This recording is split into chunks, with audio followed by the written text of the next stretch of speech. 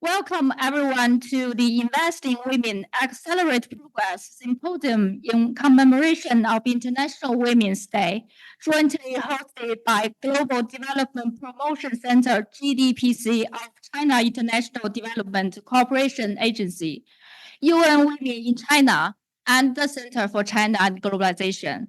I'm Cai Jing, the Director of Events and Administration at CCG. This symposium is fortunate to have representatives from relevant organizations from both domestic and international spheres. It will facilitate the sharing of good practices and dialogues, aiming to collectively promote the agenda for gender equality and women's empowerment, and the accelerated implementation of the 2030 Agenda for Sustainable Development. So first, for the opening remarks, let us invite Ms. Tang Ying, Director General of the Global Development Promotion Center. 首先有请国家国际发展合作署全球发展促进中心主任汤英女士致辞。汤主任有请。Your Excellencies, dear guests and friends, and actually I should say dear brothers and sisters, because today I don't see it so formal. And actually, it's one of the most joyful symposium I have ever been experienced, because it's our big day today. And it's really a happy gathering. And so on this special occasion, and on behalf of the GDP Center, I would like to express my great pleasure to co-host today's symposium in partnership with UN Women in China and the Center for China and Globalization. Attaching great importance to this event, my big boss, the chairman of CDCA, Mr. Luo Zhaohui, especially designates me to say hello to all of you, and especially say happiness to our sisters, and to extend congratulations on the convening of the symposium, as he is now in the national 2 sessions. So women are creators of civilization and represent an important force driving social development and progress. From the publication of the Declaration of the Rights of Women over 200 years ago, to the establishment of International Women's Day 114 years ago, from the establishment of the Commission on the Status of Women to the adoption of the Convention on the Elimination of All Forms of Discrimination against Women, I should say every step ever taken is a giant step forward for human beings' pursuit of gender equality. China has always valued the gender equality and the development of women's cause. I just got the information that the first law launched since the founding of the People's Republic of China is the marriage law, which guaranteed the equal rights of men and women and greatly improved the status of women of China. President Xi Jinping extends festival greetings to women on each International Women's Day. The Chinese government insists on incorporating the promotion of women's development into the overall plan of China's national economic and social development, and provide a strong political and institutional guarantee, include the NPC's legislation. Achieve gender equality and empower all women and girls as the Sustainable Development Goal 5 is an important concern of the Global Development Initiative put forward by President Xi Jinping. The women's development is closely related to GDI's 8 priority cooperative areas like poverty reduction, food security, financing for development and the digital economy, etc. As the specialized institution of China to implement the GDI, our center highly values joint efforts in supporting global women's development towards a community with a shared future. Globally, about 600 million women still live in suffering of wars, conflicts, and poverty, and exposed to diverse crises and risks, including resource shortage, food insecurity, and gender violence. UN statistics reported an annual deficit of 360 billion US dollars in implementing measures for the promotion of gender equality by 2030, indicating appalling shortage of funds and resources. I guess that's why we are here today. It's our aspiration that today's symposium will be a platform to promote communication among relevant government departments, UN agencies in China, financial institutions, private sectors, and think tanks. We call on all parties to increase our efforts in financing for gender equality, explore new cooperation modality, and pursue more efficient participation. Personally, as a delegate of the 13th National Women's Congress, I guess Madam Mel, we were at the same floor actually at the Congress, and I'm obliged personally to contribute my part to the global women's development. Finally, I wish the success of our symposium, and I wish our sisters a very happy holiday. Thank you.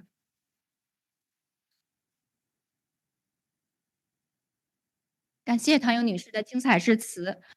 you, Ms. Tang Ying, for the remarks. The country representative of the UN Women in China to deliver speech, please.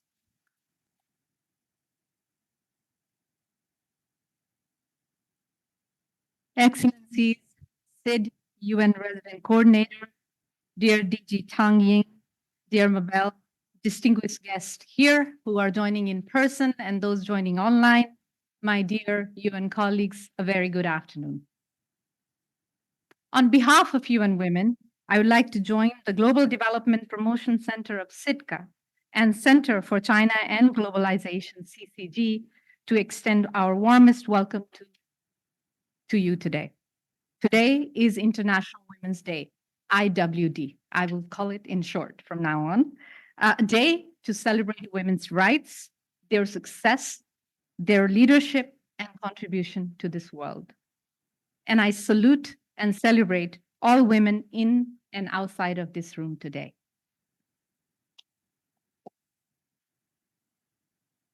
This year's IWD theme, Invest in Women, Accelerate Progress, is aligned to the priority theme of 68th Commission on Status of Women, CSW in short form, on accelerating the achievement of gender equality and women's empowerment by addressing poverty and strengthening institutions and financing with a gender perspective.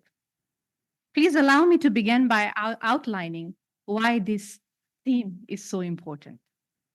With only 6 years away from the achievement of SDGs, our SDG 5 is faltering. At the current rate of progress, all targets under SDG 5 are not looking possible to be met by 2030. World's poorest are women. Globally, 1 in 10 women, that is 10.3% women live in extreme poverty. In fragile and conflict context, women are 7.7 times more likely than men to live in extreme poverty, face heightened food insecurity, increased risk of sexual and gender-based violence. Underinvestment in health and education, social protection, and discrimination in workplace, financial and social services continue to intensify women's poverty. If current trend continues, over 340 million women and girls will be living in extreme poverty by 2030. Alarmingly, the impact of climate change could push additional 158.3 million women into poverty. That is 16 million more than men and boys. So to achieve SDG 1 on ending poverty by 2030, progress must be 26 times faster. Second issue, only 26% of 105 countries which were surveyed last year have comprehensive system to track and make public allocations to gender equality. Without robust systems and governance, countries cannot cost, allocate, or spend resources to implement national gender equality laws and policies, or to ensure public financing to be grounded in realities of the inequities that exist. The financial requirements, as also outlined by DG Tang, is huge. With USD 360 billion annually, that is a shortfall just in 3 areas of SDG: ending poverty, ending hunger, and promoting participation of women. That is the amount that we lack currently. And this amount is, of course, even bigger if we were to look at gender targets across all other SDGs. Based on 2020 and 21 data, just over 4% of bilateral ODA went to programs where gender equality and women's empowerment is a primary object. Globally, a staggering 1.7 trillion, one moment, please, financing gap persists for women-led micro, small, and medium-sized enterprise to sustain their businesses. Women only hold 15% of executive roles, highlighting the entrenched male dominance within the financial industry itself. It is possible, however, to make policy choices aimed at accelerating progress towards ending poverty and achieving sustainable and inclusive sustainable development for all.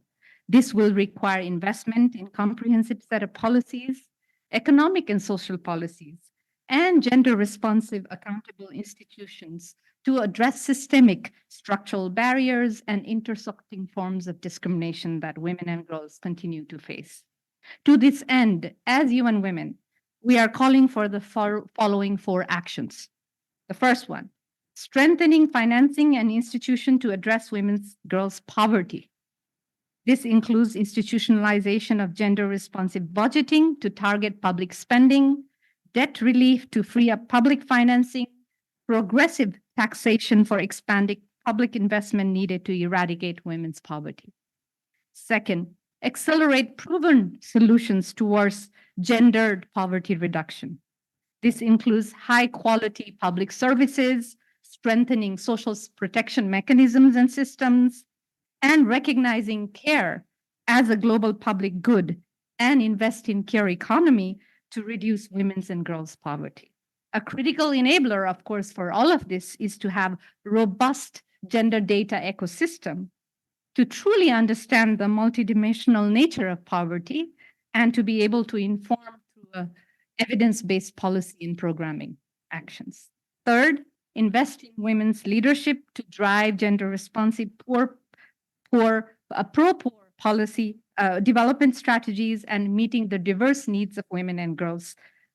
A critical aspect of this includes supporting women's leadership and participation in economy and across all sectors at all levels, increasing financial support towards women's rights organizations, women-led cooperatives, and social service organizations who are at the front line of delivering services for women and girls, including as first responders in crisis and conflict. Fourth, expand fiscal space and drive resources for financing through private sector partnership and sustainable finance markets. In the era of digital and green transitions, it is crucial to ensure green and climate financing, digital financing, fintech is accessible and equitable for every woman, every girl. There is a need for us to renew commitments and embrace innovative approaches for financial inclusion of women and girls through market-based solutions and strengthen accountability to deliver for women and girls. As UN Women, we have been partnering with China on many of these dimensions in China and globally. One example is our partnership with IFAD and the Provincial Department of Agriculture and Rural Affairs and Women's Federation in Hunan Province, where we have reached almost 70,000 people and 5,000 over female-headed household across 10 pilot counties to develop capacities and access to resources for climate-smart livelihood and entrepreneurship development, securing nearly $1 million grants to support 43 business startups led by women farmers. And this is a result just in 2023. There is, of course, many more examples to share from across the board. Since the reform and opening up in 1978, China has witnessed a remarkable economic transformation, lifting nearly 770 million people, 50% whom are women and girls, out of extreme poverty. While there is no one-size-fits-all growth and development model, we believe China's experience provides a valuable lesson for other countries in accelerating progress towards ending poverty, including among women and girls. More importantly, with China being a long-standing South-South cooperation partner and finance provider, we see enormous opportunities to strengthen cooperation and innovative partnership in accelerating gender equality and women's empowerment through these existing mechanisms. As UN Women, alongside our UN family, we stand ready to work with China's cooperation institutions and partners to inform development cooperation for enhanced SDG impact, including for SDG 5. Excellencies, distinguished guests, I feel so honored that we have a lineup of such outstanding esteemed speakers here today, and I sincerely am thankful to them for their time and commitment to share good practices, lessons learned, and reflections on how to make progress on SDG 5. Through a very strong national institution, public financing, robust international cooperation policies, and through innovative public-private partnership. Please stay tuned as we hear more examples from these representatives in a bit. Through multi-stakeholder dialogue and partnership like this one, we can begin to harness synergies and collective action to uphold multilateralism and strengthen international cooperation. Thank you once again for joining us today for this very important discussion, and to GDPC and CCG for the collaboration and partnership to make this happen. I want to close by wishing everyone a great International Women's Day. Let's today and every day vow to stand with women for their interests, for their needs, and for their rights. Thank you. 谢谢.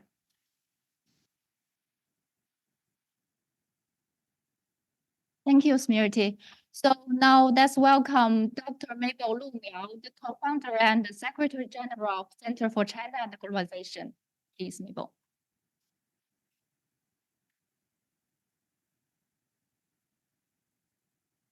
Dear Mr. Sid Chatterjee, dear Smriti, dear Ms. Tang Yin, Your Excellencies, distinguished guests, ladies and gentlemen, good afternoon. Today, on International Women's Day, we celebrate a momentous occasion. We send blessings to women and girls everywhere and extend our heartfelt wishes to all those advocating for gender equality. As a top global think tank and the only international think tank in China with the special consultative status of United Nations, CCG has been dedicated to the study of globalization and global governance and China's role in it. We have spearheaded numerous policies and initiatives aimed at bridging domestic and international communities, as well as the private and public sectors. Gender equality and policies benefit women and children have long been focuses of our CCG's endeavors. Personally, I'm also the delegate of the National Women's Congress, as well as the same status with Ms. Tang Yin. Over the past 2 years, CCG, in collaboration with the UN Women China office, has organized symposiums on the exact same day, on International Women's Day, on the two SDG topics. One is the digital and innovation. Another is about biodiversity and climate change. CCG and UN Women China office also co-hosted International Talent Sustainable Development Forum at the China International Fair for Trade in Services, as well as the Global Talent Mobility and Development Forum at the China International Import Expo, Shanghai Expo. In the past 2 years, on the International Women's Day, on the same symposiums, we have had the honor of hosting distinguished leaders from Chinese ministries of ecology and environment, education, foreign affairs, industry and information technology, and science and technology, as well as the ambassadors to China, representatives from international organizations, multinationals, and Chinese private enterprises, and well-known scholars and experts from various fields. Today, we are very privileged to convene the Invest in Women Accelerating Progress Symposium on Financing for Gender Equal Future. Our game and our goal is to unite a diverse array of stakeholders from China, including esteemed government officials such as the DG level leaders from National Development Reform Commission, NDRC, the Ministry of Finance, and the China Women's Development Foundation. We extend our sincere appreciation to them for sparing time from their very busy schedule to join us today. Additionally, we warmly welcome financial experts, representatives from UN agencies, and the leaders from the private sector and civil society. Our discussion will touch upon crucial themes, including financing for gender equality in international development cooperation, public policy, and public-private partnerships.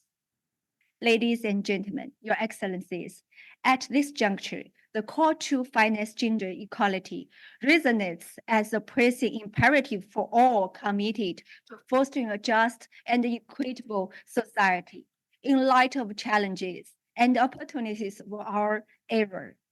Investing in initiative promoting gender equality is not just a moral obligation, but a fundamental requirement for our universal prosperity and sustainable development.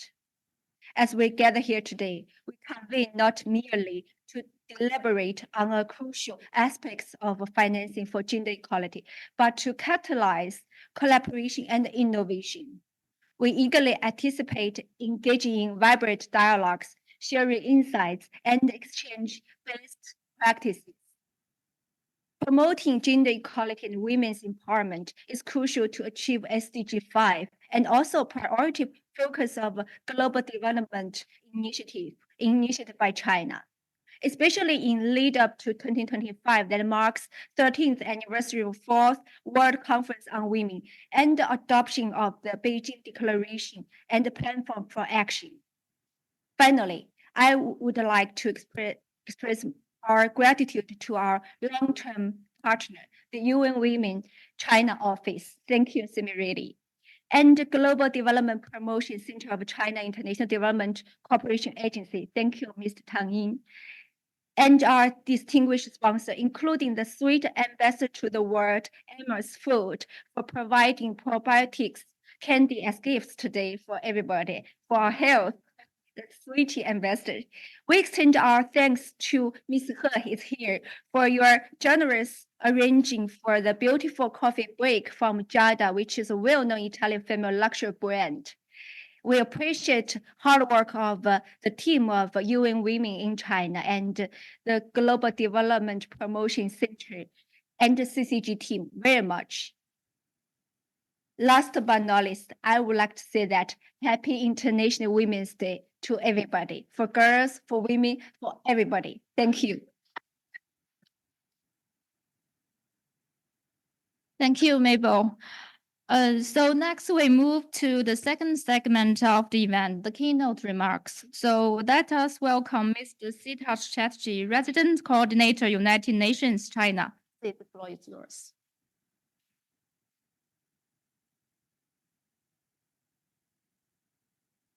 Ms. Tang Ying, the Director General of the Global Development Promotion Center, the China International Development Cooperation Agency, Mabel Lu, co-founder, Secretary General of the Center for China and Globalization, my colleague Smriti Aryal, UN Women Representative in China. I also want to recognize the presence of the representatives of UNICEF, AMA, Beate, UNDP, Stephen, UNIDO, and Justine, UNFPA, the UN family here, Excellencies present, ladies and gentlemen.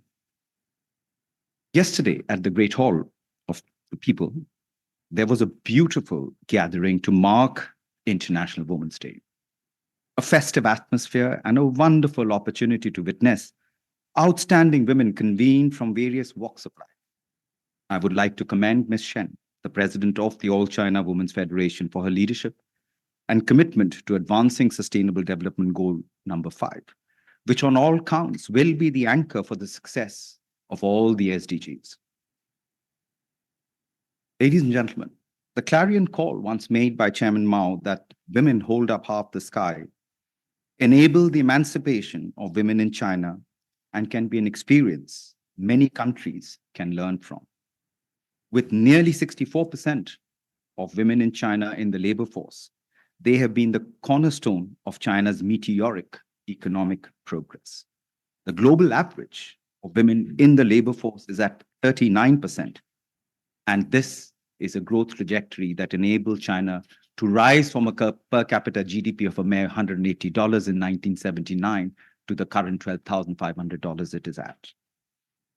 The global theme of this year's International Women's Day is Invest in Women, Accelerate Progress, speaks to the core principles of gender equality and women's empowerment.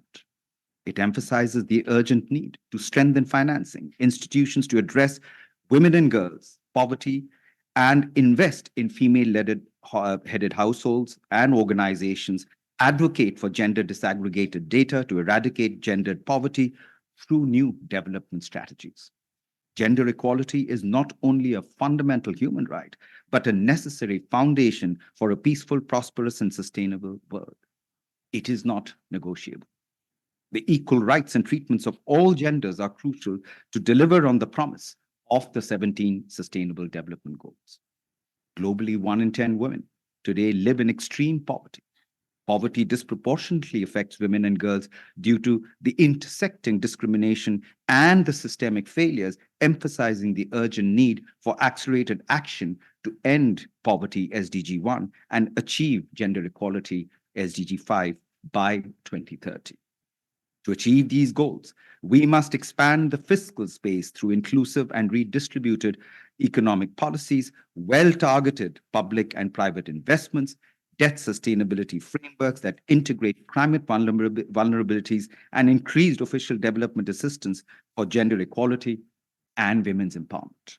Furthermore, we must strengthen public institutions' accountability while removing barriers to direct gains and adopting intersectional perspectives in decision-making to advance gender equality.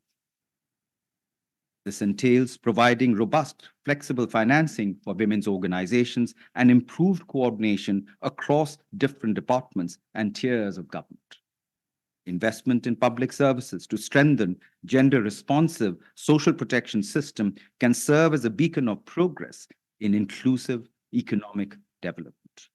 Specifically, public care systems could contribute to improving education, health, and nutrition outcomes while preventing gender-based violence, reducing the burden of unpaid care work, and facilitating women's access to improved work conditions and sustainable livelihoods. Enhancing multi-dimensional poverty data and statistics is also essential to understand the challenges faced by women living in poverty and to monitor progress effectively. We must increase the production and use of gender disaggregated data to hold levels of poverty eradication. Moreover, we must advocate for a shift towards care and green economies that amplify women's voices and address poverty, inequality, environmental degradation, all of which heavily affect women and marginalized communities. As we approach 2025, a year that will mark the 30th anniversary of the 4th World Conference on Women and the adoption of the Beijing Declaration and Platform of Action, and as we continue to align China's 14th five-year plan, the vast potential arises to enhance gender financing in China and in the rest of the world.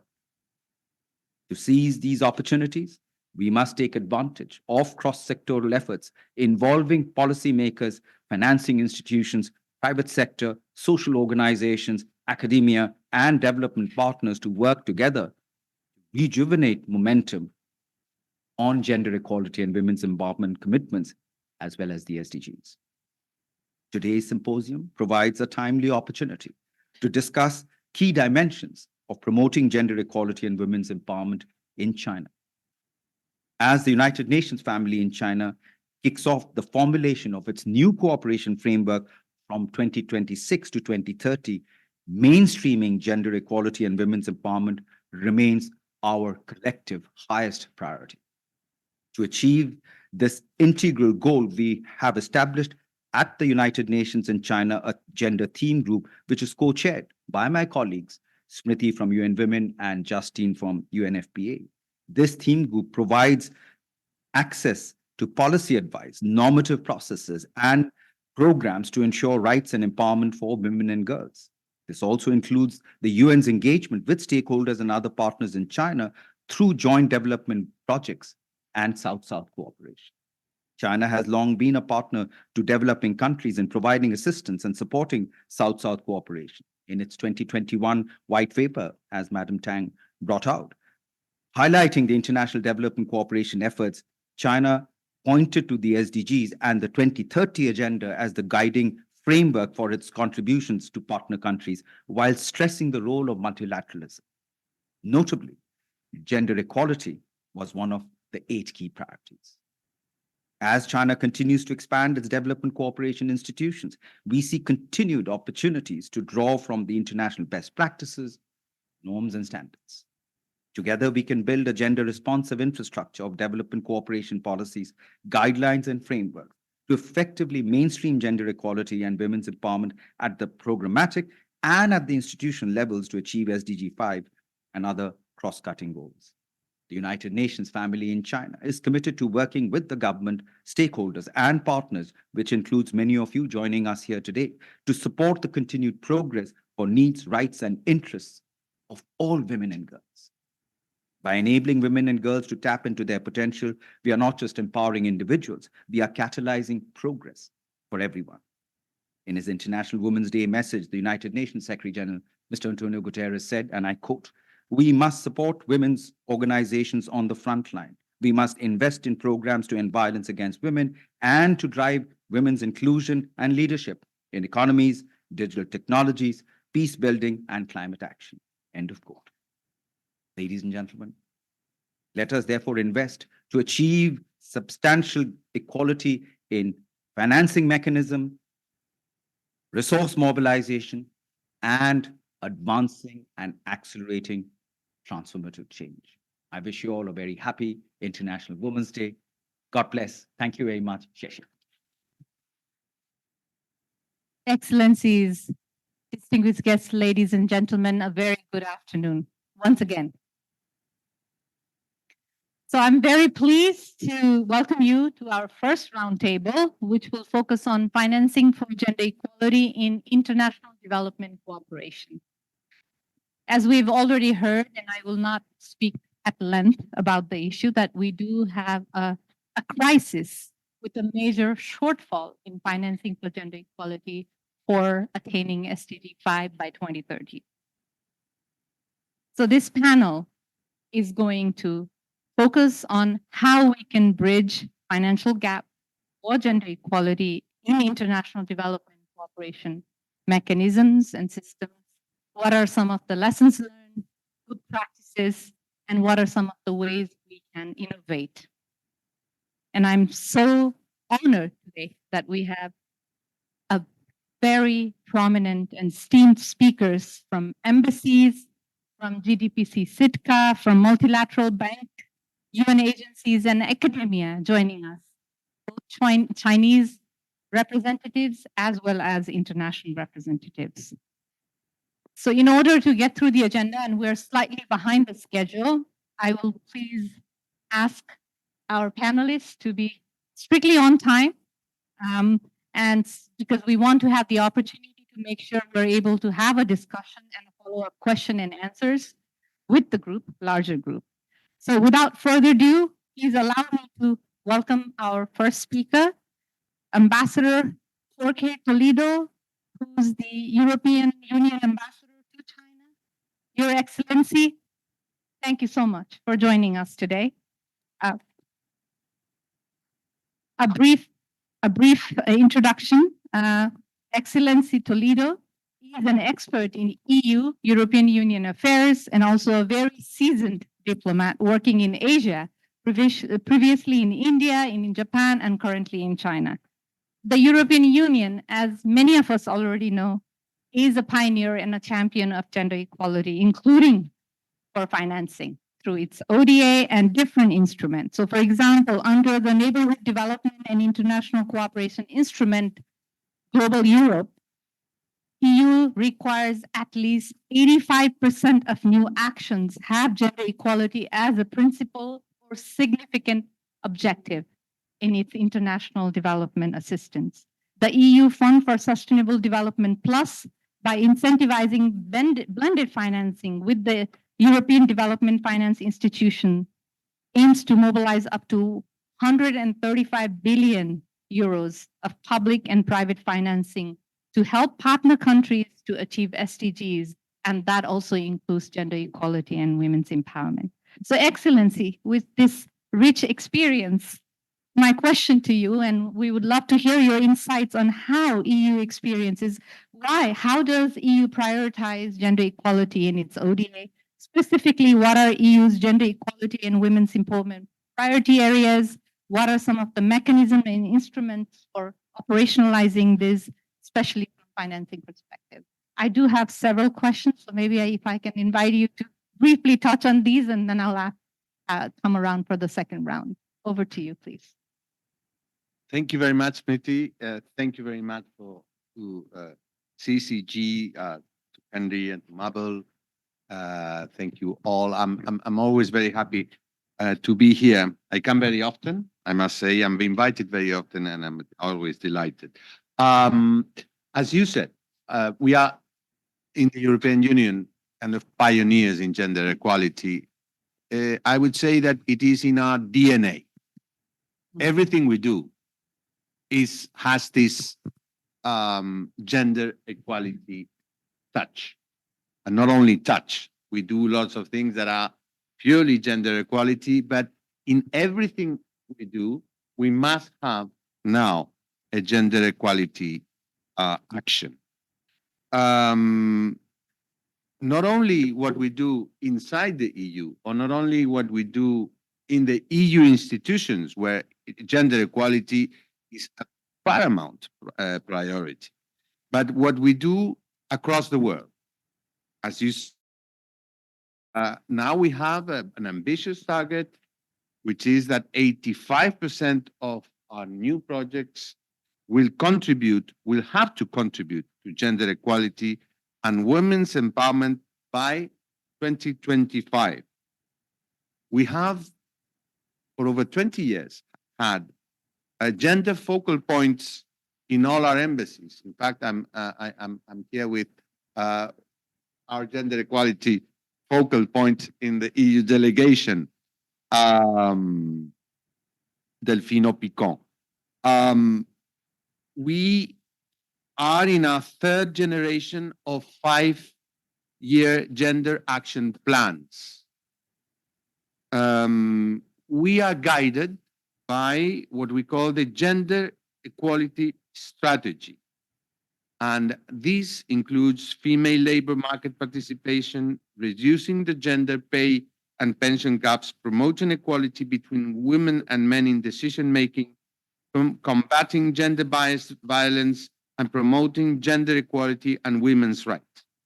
And when it comes to financing, as you say, our Global Europe instrument, which is the instrument that we are promoting all over the world for our external action, will have these 85% objectives that you mentioned, with a budget of 79.5 billion euros over 7 years.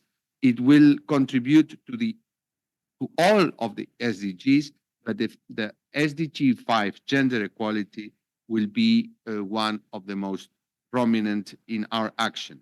We also promote gender equality in all our actions that we do with our member states, what we call Team Europe actions. And as you know, the European Union and our member states, we are the largest, by far, the largest provider of aid in the world. And as I say, everything is painted with gender equality. Thank you so much. So with that, I mean, I think you raised very important 2 points. One is the importance of financial targeting as a commitment for countries who are resourcing to the partnering countries for development assistance. The second is having a targeted strategy and plan that focuses on gender equality. If I can pick up very quickly on 2 points. If I can follow up with a question about the Spotlight Initiative. In 2017, and I've seen the journey of Spotlight because I've been with UN Women and we've been a major partner in implementing Spotlight together with UNFPA, UNDP, UNICEF, a number of agencies. I know this fund was created to end violence against women and trafficking of women. Can you share some lessons and insights on why this fund was created and how it has contributed to achievement in reduction of violence against women, but also looking at aid effectiveness? Has it been effective in achieving some of the other development? Because through women's empowerment, by addressing systematic barriers that women face, we not only empower and support women, but it also makes development outcomes better for all human beings. So if you could speak on that, that would be great. Well, as you said, we have been working since 2017 with the UN for this Spotlight initiative, which we think is a major initiative for us, for the EU, to promote gender equality, and a very good example of collaboration between us and the United Nations. We are supporting through this initiative a multitude of actions around the world. We have seen through this initiative that social media remains an effective way to challenge harmful gender norms and stereotypes and to combat violence against women and girls. The use of modern communication channels to reach more people, and especially the young generation, is very important. So we are working. We would like to see more outcomes, more results. But we are working with you in China. In fact, I visited last year. I visited a very important project we have in Kunming, violence against women, and we intend to continue to do so in the next. Thank you so much, Ambassador Toledo. If I can park there for a moment and turn to Daisy Tang here, who is our second speaker. So please welcome Madam Daisy Tang from GDPC Sitka. If I may just briefly introduce you. You have a vast experience on China's foreign assistance. She is the Director General of the Global Development Promotion Center of Sitka, and has been leading on South-South cooperation and foreign assistance for China, working closely with bilateral and multilateral development partners, including the United Nations. It is my pleasure to have you here today. Thank you so much for being a co-host and also being a panelist in this session. My question is about China's foreign cooperation policy and approach. In 2021, Sitka's white paper on China's international development cooperation, we saw that women's empowerment is a key priority. It would be great to hear from you how China's recent cooperation engagement on gender equality have been rolled out, and what are some of the specific areas under this portfolio that you are supporting in other partnering countries? Sorry. My colleagues, my team said better I answer the questions in Chinese. So since time is limited, I can give as much more information as possible. And so we have to wear that. 回答你的问题。 To answer your questions. In Chinese, I can It's okay. Totally okay. Okay. So, 其实呢，中国的那个对外援助呢。 Well, speaking of foreign aid from China, take a bilateral channel as an example. We have already helped over 100 countries, or we've done women and children projects such as Malawi, Sierra Leone, Cambodia, and Cape Verde. And these programs effectively helped the hygiene and health of the women and children in these areas. And at a multilateral level, and within South-South Cooperation and Global Development Framework, we've collaborated with a dozen of international organizations.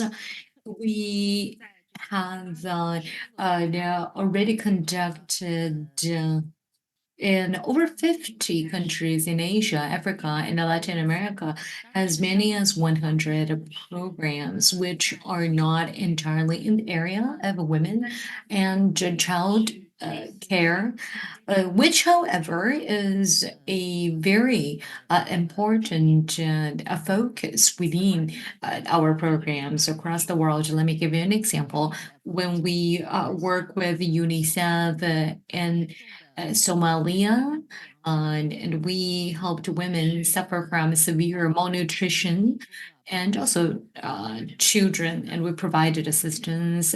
If I remember correctly, I think it was 250,000 local women and children who benefited from our collaboration with UNICEF and on human resource training over the years. And only for women in developing countries, we invited over 30,000 to China for training on which increases women capacity building.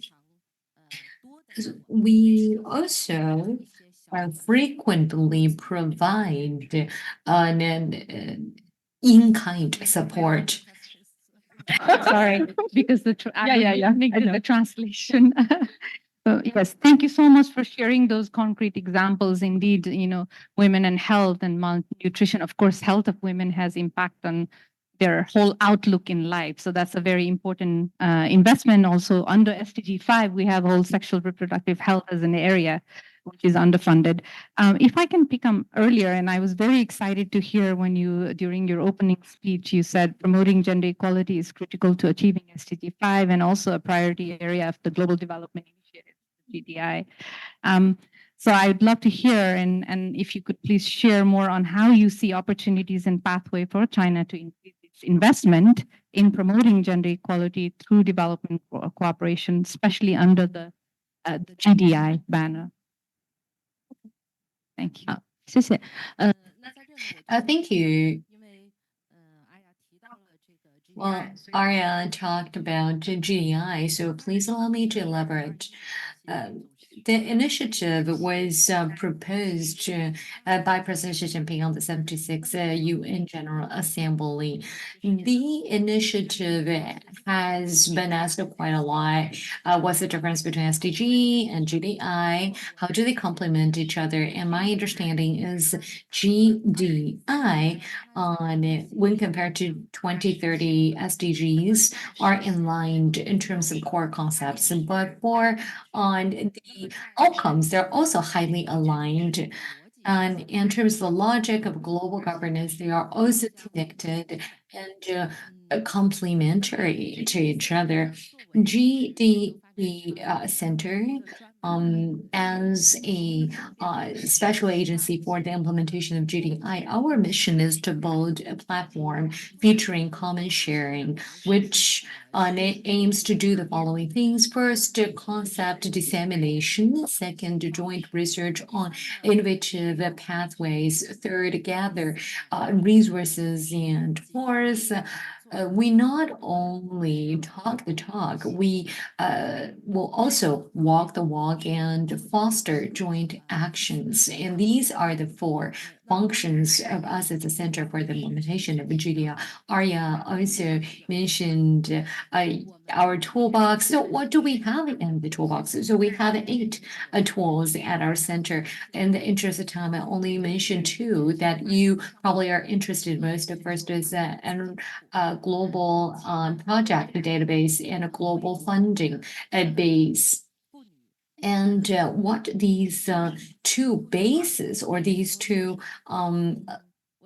resource pools can do for the for women and children. And so first is the project base. It has 2. First is outcome branch, and second, which is to showcase completed projects and successful projects. So it's more success story sharing, which helps on potential partners to get resources and to have these successful experiences to be replicated.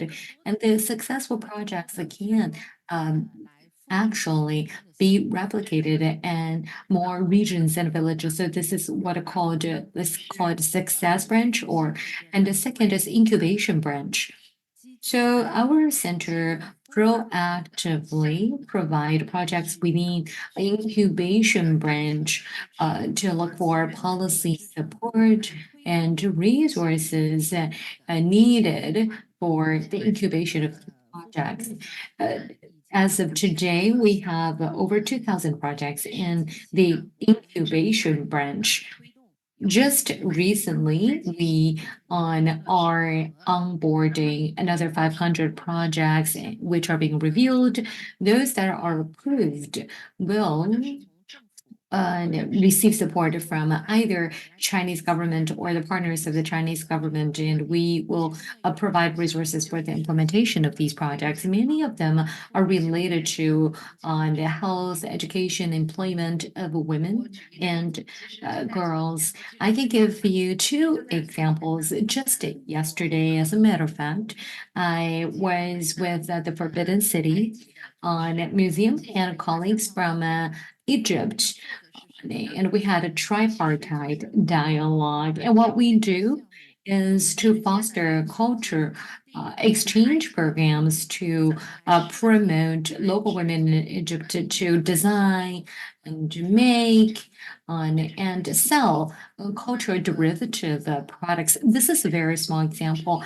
But where do we get intellectual resources? Well, that will come from the professional team of the Forbidden City Museum. And the resource support will come from partially the Forbidden City Museum and also our center. So we will also match resources and funds. And once the synergy is forged, we can help local women in Egypt improve their capacities and employment opportunities. This is a mutual exchange. While we provide help to our partners, we also receive from our Egyptian colleagues how to jointly promote culture exchanges. So this is a win-win and a mutual learning process. Another example also came from yesterday. So last night, I was working with our colleagues from the South Corporation office located in New York. We had a productive talk. We are preparing to launch a product that targets on a women in Asia.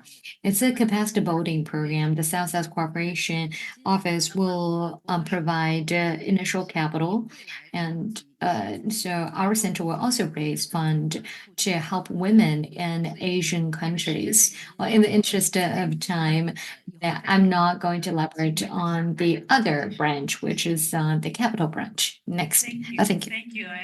That's really exciting to hear about the new initiative for women in Asia with the South Cooperation Office, but also to hear about so many other projects you're focusing on. And I think you also highlight the importance of looking at co-financing mechanism as one of the ways of expanding resources, because the needs are so big. And we need to look at ways in which we can innovate to look at private sector and other innovative ways of working together. Thank you. Yeah. 对，我再补充一 I wanted to add that everyone that is interested in financing, I just want to say in our resource branch or funding branch, so we have the capital from the Chinese government. So it's from the fiscal budget of the Chinese government, and the second is from the South Corporation Office. And the third source of funding is from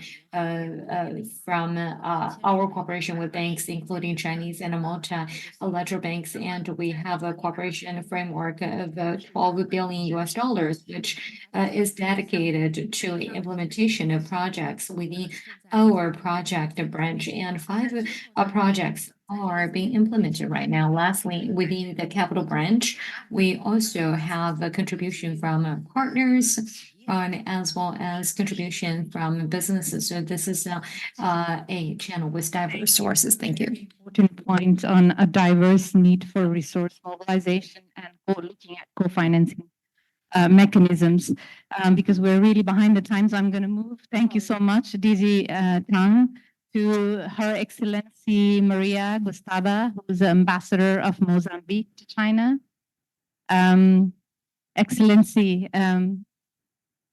Excellency Maria Gustava is the ambassador of Mozambique to China. She has previously engaged on multiple portfolios of countries' foreign policy with focus on Asia and Oceania, multilateral cooperation, and intergovernmental processes before she served as ambassador to Indonesia and to Republic of Korea. Welcome, Your Excellency. So good to have you here. Thank you so much. So Mozambique has made considerable gains in promoting gender equality, but as in other countries, of course, there are gaps and challenges. And I know that in the political participation, there has been quite a big progress. So as of February 2021, you have 42.4% of seats in parliaments were held by women. And then across legal policy framework, there is a very strong focus on gender equality. And clearly the needs for resources are equally big. Excellency, given your abundance experience in Africa and Asia, what is your take on how countries in the global south, if I can say so, can benefit from development cooperation and South-South cooperation and triangular cooperation for advancing SDGs? And what are some of the enablers to make sure that we can make these cooperations successful on the ground? Thank you very much. First of all, I want to thank the CITCA UN Women China CCG for inviting me for this symposium. And also I want to take this opportunity to express my tribute to all women across the globe, especially those who have been affected by armed conflict. Indeed, Mozambique has made a lot of progress, and we can see the positive impact of the gender equal rights in the reduction of illiteracy, mortality rates, and others, and also in terms of increasing the numbers of women in the leadership of the country. Based on our experiences, I will say that the development cooperation through official development assistance alongside with South-South cooperation and triangular cooperation are vital tools for advancing SDG 5 in developing countries like Africa and Asia. They are essential source of financing the policies, strategies, programs for gender equality and women empowerment, particularly in advocacy, education, capacity building, political and economic empowerment, and also in transforming social and cultural norms, addressing discrimination and harmful laws, violence, and other practices that contribute for gender inequalities and increasing vulnerability. Indeed, as what was said by the CITCA representative, South-South cooperation and triangle cooperation, they have a tremendous supportive role in addressing the common challenges based on solidarity, cooperation spirit, and using the experience, knowledge sharing, and best practice expertise and sharing resources. They provide diverse solutions in many areas as education, health, agriculture, rural development through unlocking diverse experience and lesson learned to press developing challenges. And also, I wanted to agree that we still need a lot of resources in our countries to pursue the policy of gender equality. And we need to have the new and innovative forms of mobilization for resources, including the expansion of a range of the donors and actors from private and private sectors, philanthropy associations and others to be involved on the resources. And also, I believe that the UN has a very critical role in coordination, planning, and monitoring the process. Because we have this three way of cooperating. If there is no coordination and monitoring, there can be some fragmentation and overlapping. And so it shall be based on the comparative advantage of each one to have more impact in the societies. So I wanted to say that on terms of the mobilization, that is very important. In terms of impact of cooperation on the ground, is really essential to establish a coherent and effective collaboration and coordination among all stakeholders at different levels. The full participation of intervention, identification, planification, and execution of programs is important because it can bring the ownership, because we can even involve the local. They know what is their need, is not what's coming from outside. So if everybody is part of the whole process, there's more impact. For which I think that is very important to have this coordination, and including the women organization and civil society groups towards responsive needs and priority. And also, there is a need of more accountability and monitoring process on gender equality in development cooperation activity, which means that we need effective collaboration and cooperation from all, including donors, civil society, academia, regional and multiple agencies in pursuing a common objectives and goals to attain the equal rights for all women, and also yes. Yes. Oh, sorry, sir. So but I'm always coming to the end for this to say that we need to work all together, and including everybody, and more resources are needed, and all forms of cooperation are important to attain the equal rights and gender empowerment. Thank you very much. Thank you, Ambassador Stahler. Yes. Yes. I think you've raised two many important points, but if I can pick on two new points that hasn't come up yet.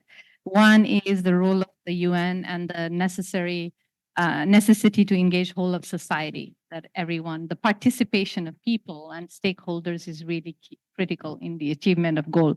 And the other point is around accountability. If I understand correctly, what you're trying to say is money alone is not enough, that we need to make sure that there are tools, systems, and processes and standards in place to ensure accountability to the commitment that is being made.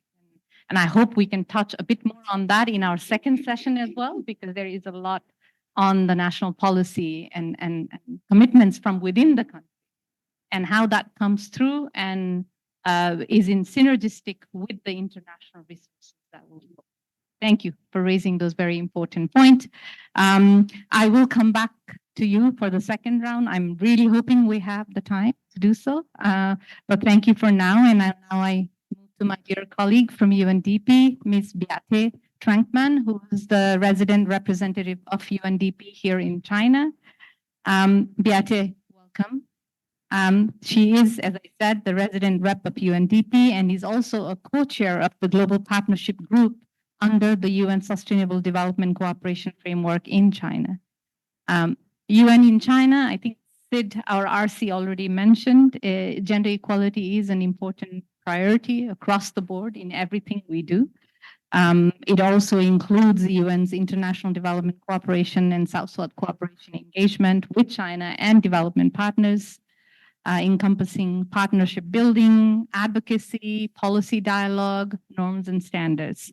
So based on a huge past experience that you have personally working in so many different countries in Asia and around the world, and your current role as the co-chair, Beate, it would be great if you could enlighten us a little bit on how do you see the opportunities and pathway for the UN and China to work more closely together in advancing gender equality and generating more resources for investment in China through China's international development cooperation engagements at both policy and programmatic levels. Over to you. Thank you so much and warm welcome once again. Thank you, Smriti. Good afternoon to all, and very happy International Women's Day. Really great to be here. Now, let me preface my reflections by saying that gender equality, apart from being a fundamental human right, I think is also the key ingredient to sustainable development and the foundation for a peaceful and prosperous world. And of course, investing in women also makes absolute business sense. We know that when women and girls are given equal opportunities, we see profound impacts on poverty alleviation, on health, education, but also on overall economic growth. And let me just give you one data point to illustrate that. Closing the gender global employment gap would raise GDP by nearly 20% on average across countries. And that could double current global GDP within the decade. That's a World Bank figure.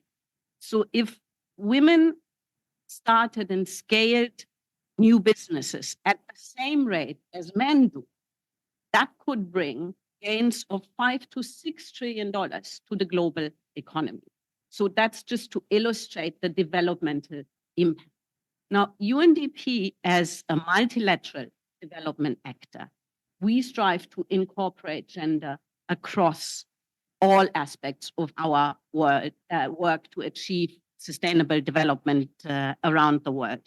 Gender equality is one of the 6 priorities of UNDP's Global Strategic Plan 2022 to 2025.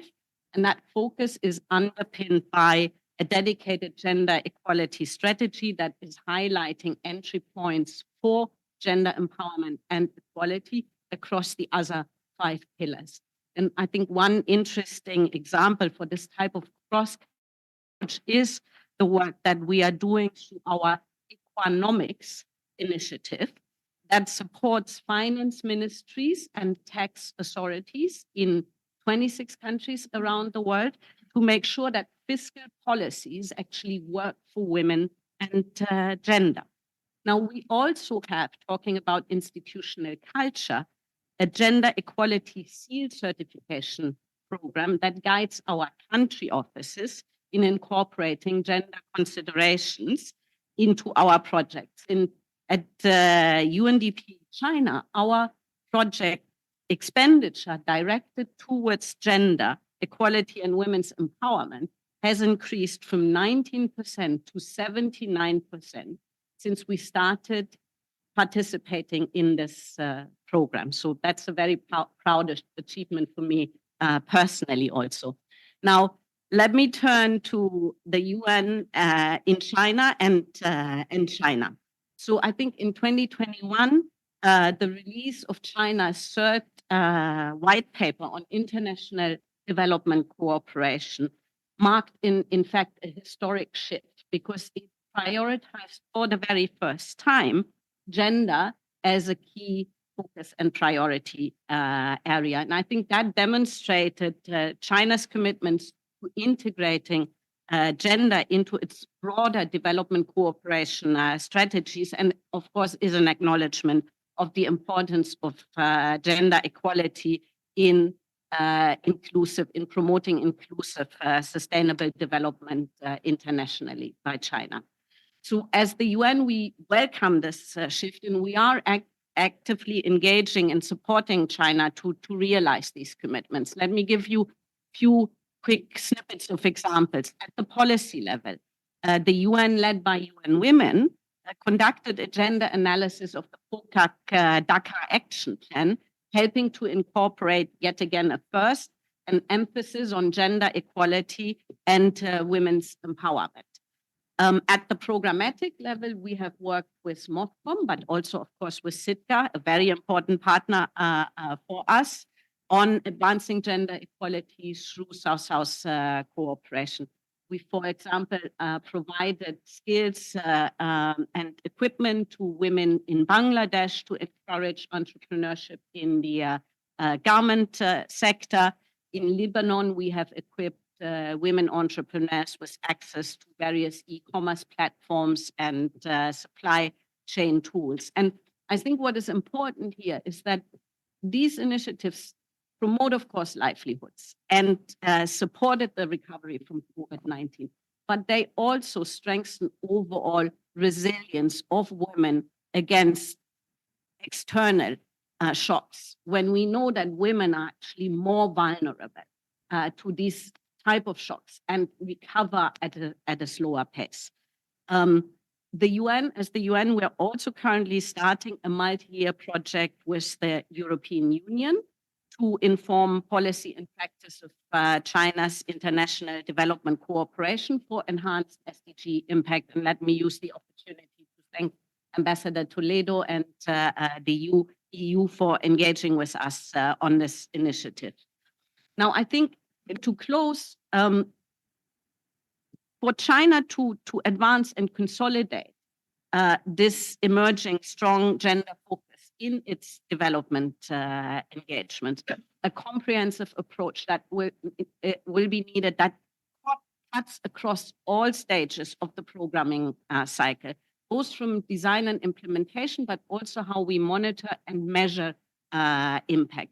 And so, Madam Tang Ying, we very much welcome the efforts that SITCA has been making to develop dedicated gender indicators as part of the new monitoring and evaluation framework that you put out last year at the Sunshine Forum. And we look forward to hopefully continuing to engage with you on the rollout of this framework. So I think, I mean, we've heard that the signing is on the wall. We won't achieve SDG 5 if we exclude half the world's population, their ingenuity, and their potential to contribute. And this is why it's important to enhance our efforts and invest in women. Thank you very much. Thank you, Beate. That was very well said. Just two very important points I picked up, the last one being the importance of monitoring. To know that we are headed in the right direction, that there is progress being made and it is effective. So it's part of the whole package, from planning, designing, resourcing to monitoring and evaluation. Very important point. I think you also highlight the importance of intersectionality and looking at different ways to address different vulnerabilities women face.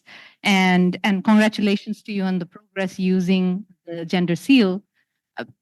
If I can pick up from different examples, it is clear that we need to be intentional about gender-targeted programming. It is not enough just to do mainstreaming, because the targeted programming will accelerate the progress towards ending the gap that we see today. Thank you. And now I think just on monitoring and evaluation, I move to the right person. Welcome, Mr. Thomas Hasba. Sorry if I did not pronounce your name correctly, who is the OECD representative in China and senior advisor for China affairs. He brings vast experience working on OECD DAC and non-DAC actors, including with China. Welcome, and thank you for joining us today. So my question to you, what is your overall take on how gender equality and women's empowerment can achieve development effectiveness in context of development cooperation? And can you share with us any gender toolkits and policy instrument that it's been very useful and has been tried and tested? Thank you. Thank you very much. And thank you for inviting me and the OECD to speak at this event. And my heartfelt greeting to everyone on the International Women's Day. I hope it's not going to be only the occasion of the 8th of March, but hopefully this is going to be an extended International Women's Day, since we need to integrate it and have it in our everyday life, gender equality and women's empowerment. Indeed, the development cooperation is or should integrate gender equality. And this is not only a key component of sustainable development, as Beate just mentioned, but the reason why we are talking about development cooperation as a main tool, for a very simple reason that ODA, development assistance, remains a major source of financing of gender equality.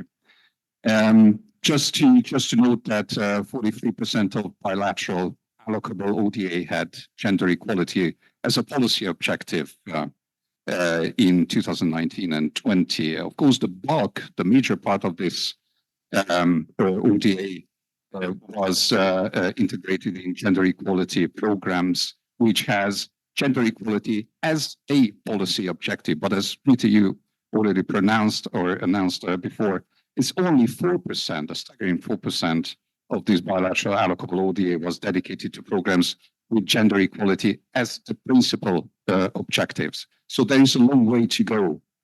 And there's another thing that came to my mind as well, that the gender equality related ODA is allocated to different sectors. Of course, everybody knows women empowerment, employment, education, healthcare. But the sectors that have the lowest share of aid with gender equality objectives are humanitarian aid and energy. And I think especially the former is a shocking fact. Now, empowering women, enhancing development effectiveness, of course, and integrating gender equality, women's empowerment into development cooperation yields a lot of benefits that significantly enhance development effectiveness. And let me just go through a couple of points where we see that development cooperation and gender equality is improving the effectiveness of development cooperation. First of all, this is improved targeting and intervention. Recognizing the gender dynamics enables tailored interventions addressing the specific needs of women and girls, and thereby addressing root causes of gender disparities effectively. This is also for enhanced impact and sustainability and economic growth and poverty reduction. As for the latter, closing, as just mentioned by Beate, and let me also share with you some OECD data in this regard. Closing the gaps in labor force participation and working hours may result in an average boost of 9.2% to GDP across OECD countries by 2060, which is adding about 0.2 percentage points to average annual growth. Social cohesion and stability. Promoting gender equality fosters inclusive societies and reducing tensions and promoting peace by empowering women in decision-making processes. Enhanced accountability and transparency has already been mentioned, so I don't want to go into details on that. And last but not least, though Beate again mentioned fulfillment of human rights and dignity. Now, coming to the policy tools and instruments, we see a great variety or diversity across the board. I mean, all the countries have their own system and their own ideas and own approaches. So what the OECD has been doing for many, many years, we try to establish instruments and some tools to help governments and also the organizations involved in development cooperation and gender equality to have some guidance, some kind of major principles. First, and I'd like to pick only two of them. One is the gender recommendations of the OECD. That is a robust, a large framework for promoting gender equality and women's empowerment across various sectors. And it's already been mentioned, the key elements, they encompass policy frameworks, education, employment, social protection, political participation, and data collection. And this is providing a comprehensive guidance for integrating gender equality into development cooperation. And the second tool is called the OECD DUC Development Assistance Committee's Gender Equality Policy Marker. This is a statistic tool to record development activities targeting gender equality. I think apart from being a good instrument to check to what extent the resources that we are spending will pursue the goal or reach the goals of gender equality, this is also very helpful to use in our monitoring and evaluation. So just coming to evaluation, I think just in a very brief manner, I think we all agree that there are major principles used by a lot of agencies and countries across the board. The OECD DUC has the so-called criteria, the 6 criteria of evaluation: relevance, coherence, effectiveness, efficiency, impact, and sustainability. And of course, all of them can target the gender equality perspective. Now, there are similarities between different approaches of international organizations and, of course, countries. And among these commonalities, I would just share the focus on ethical, inclusive, participatory evaluation approaches. I mean, this should be the ones. And then, of course, locally based evaluators and researchers, those are the ones who should be involved in this evaluation and monitoring processes as well. But all this looks very, very good. But if we go down to the practice, then we see that there are a lot of issues, and the devil lies in the details in terms of evaluation and monitoring. And let me just highlight 2 or 3 points of them. For instance, measuring gender equality change, and especially gender transformative change, is unlikely to be achieved within a timeline of a typical project. As with other complex social changes, for instance, changes in gender relations can often be unpredictable or carry some unpredictability. So changes that seem to be positive at the first sight, they can deteriorate at a later stage. Now, the other one is result reporting. We like it because, of course, that can encourage a lot of political and financial support for policies, programs, and projects. But at the same time, the burden of reporting on different stakeholders. And of course, we are not talking about large multilateral organizations that have the capacity to deal with it, but for smaller development cooperation actors, this is a huge burden: data collection and data monitoring and data presentations. And last but not least, of course, data, as I already shared, data collection for evaluation, their ethical considerations must be front and center.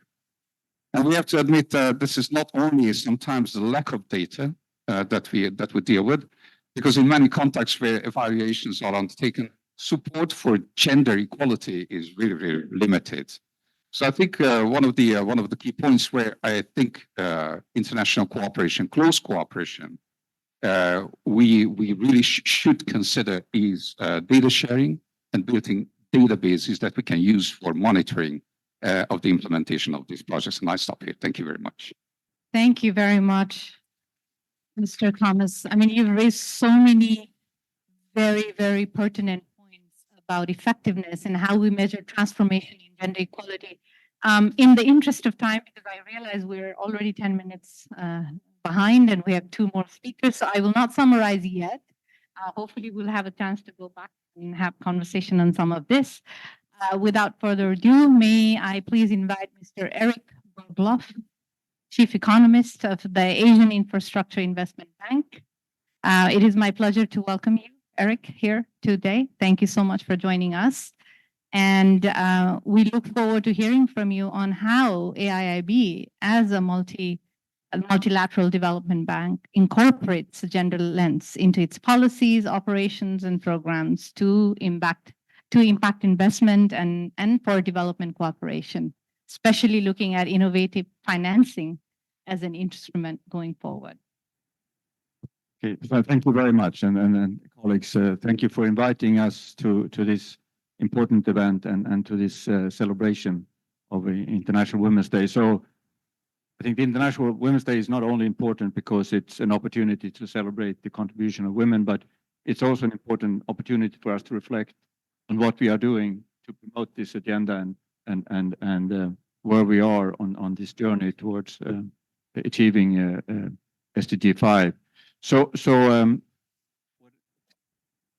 I represent an institution that is quite young still, and we have been the fastest growing IFI in history, I think, but we are still very much at the beginning of our journey, and that also goes to what we do in this space of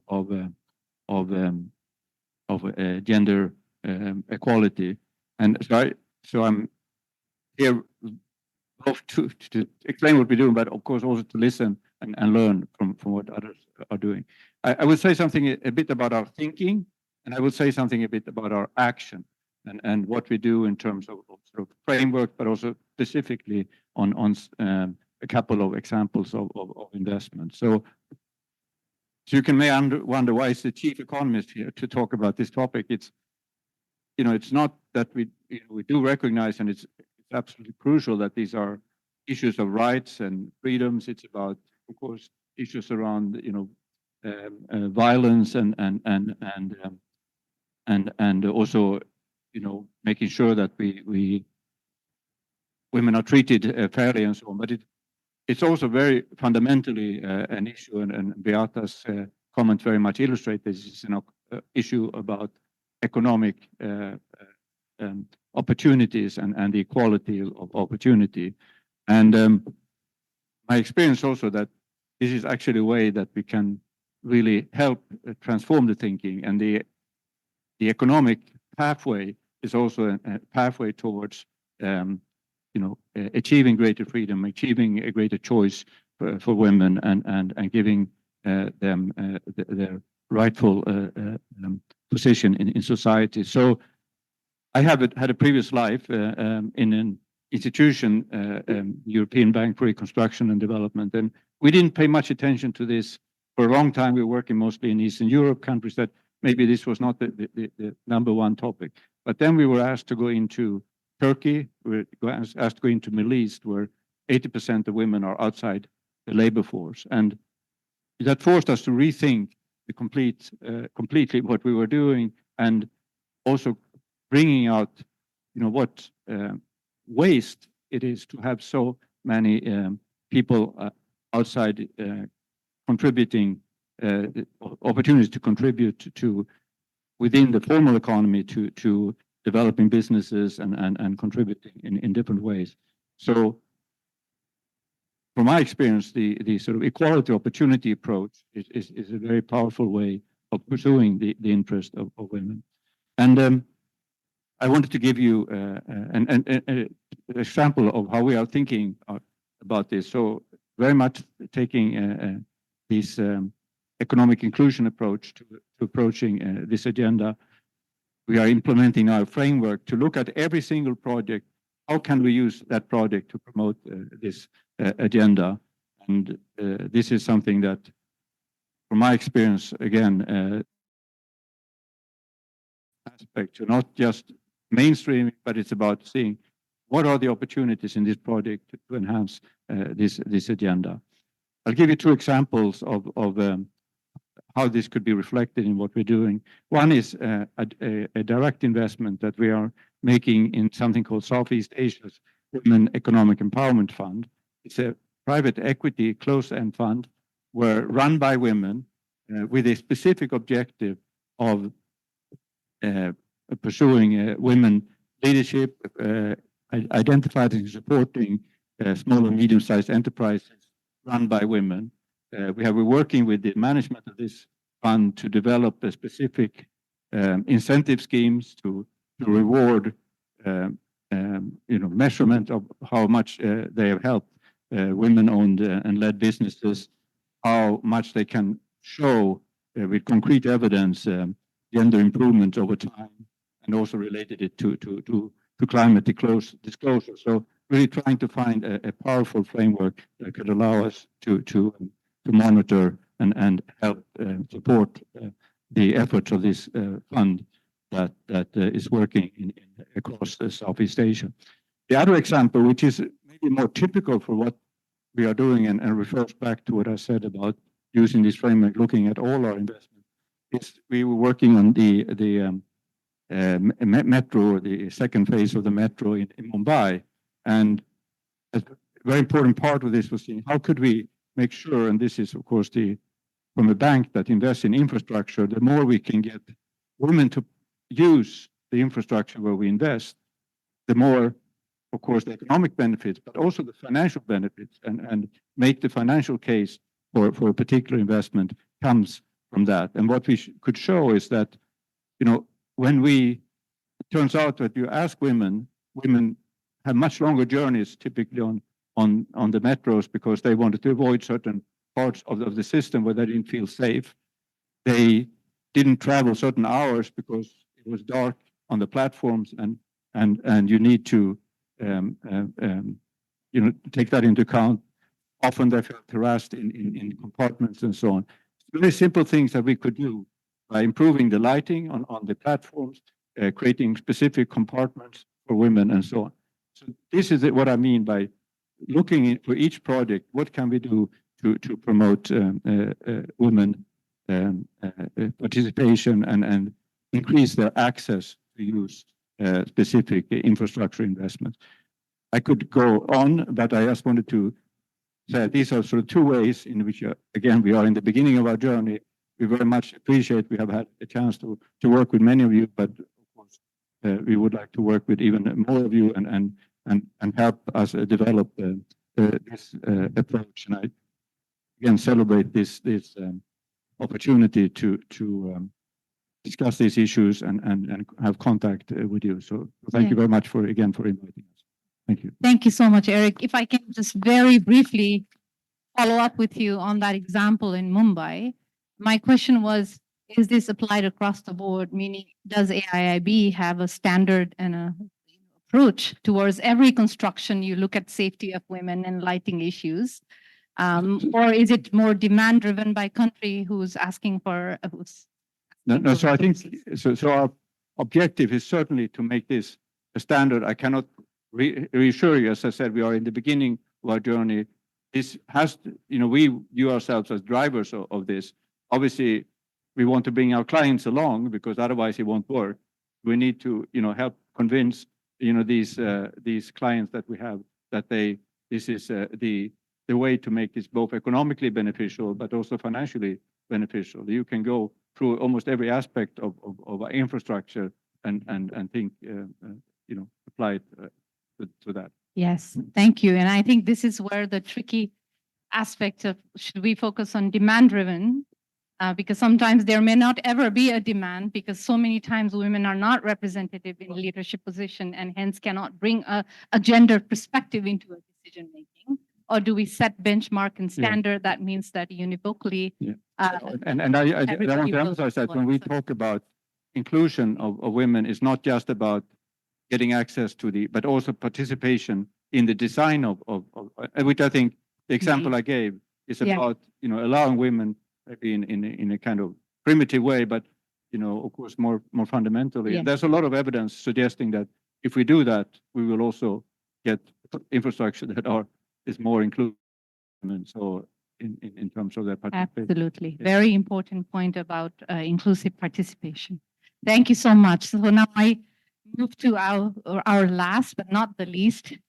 Please, Professor Int'l. It is my great pleasure to welcome you here. Thank you so much for joining. Professor Int'l is a professor at the School of International Relations and Diplomacy at Beijing Foreign Studies University. And she has a solid background and is a passionate women's rights advocate. I know that. Her background is on feminist international relations, global governance, and multilateralism. and who has also been involved in intergovernmental processes like the Commission on Status of Women. Thank you so much for joining us here today. My question to you is about China's poverty achievement in poverty alleviation, and 50% of whom were women. There is obviously a lot of opportunity for China to share experiences and lessons learned through South-South cooperation in accelerating SDGs, specifically on poverty alleviation. Where do you see the opportunities, gaps, and any recommendations you have in strengthening gender equality and women's empowerment in China's development cooperation as we move ahead? Thank you. 特别感谢主持人的美言哦，我就觉得特别不敢当。Thank you very much for your kind words, and I am very flattered. I am very delighted to be here to be part of this discussion. For today, actually, to answer your question, and there are some data involved, and in order for everyone to have a better idea, I have come with a slide and a PowerPoint, and I don't want to cause a lot of problem for everyone sitting here today. And is it possible that my slide could be shared on the screen? Okay, great. Thank you. My topic is investing in women, and with the green and purple economy as a focus to push forward for sustainable development. Earlier, a lot of speakers have talked about China's great achievement in poverty alleviation, and thank you for mentioning about the great achievement of China in this area, Ms. Ariel. And in addition, we have also talked about South-South collaboration and the triangle collaboration that China has participated in. I am very delighted to hear the contribution that China has made and are being mentioned here by all our speakers. So here I would like to especially mention three following points. This is my table of content, and very quickly, I'd like to talk about the topic. And today is International Women's Day, and next week, and I'm going to the United Nations and to participate on the side event, which will be discussing about the women's issue. So very glad to have this opportunity to talk to you all about this in advance, ahead of my meeting next week. And we often talk about, for instance, investment in women, alleviation of poverty and gender equality and sustainable development. I'm not going to go into how important those issues are. And I think that whilst in the current background and the challenge of a global conflict and economic crisis, what are the areas that we can continue to push forward for gender equality and continue to push forward for sustainable development? And we can see that right now in terms of economic crisis and when the global challenge, and we do see that there are a lot of difficulties in terms of the current international situation and in terms of the hard topics and soft topics. So we believe that the soft topics play an even more important role in here. And I myself, I work in international relations. So when we talk about poverty issues and for South-South collaboration, South-North cooperation, and a triangle collaboration, these are very important. When we talk about green economy, this is about climate change. Purple economy, and usually we would say that this is a care economy. However, it is not only just about the care economy. Of course, in the green economy, we also have a digital economy, and how do we use a digital economy, green economy, and a purple economy to combine all of these together. This is something that we need to see, and this is something that is worth studying and researching on in today's environment. And actually, the cross-sector personal identity and people's recognition of oneself, and there is a huge discrepancy. And we talk about women, but there is also a huge difference among women. So how do we look at this from an intersectional perspective to look at a vulnerable group, look at women's development? These are very important parts. And on this basis, so on this slide, I have listed out the international cooperation examples. So I would also talk about the best practice in China. This is very important. Why so? The China's development has provided a paradigm for international development. However, how do we use from domestic China and to international sphere, and how to adopt this example. In China, we have recently there is a company and which is called Nanny is here, or Auntie is here, and you can see that they have about 120 offline stores. At the moment, they have already trained up 460,000 people who are working in the areas of providing home cares, and they have served 300,000 families.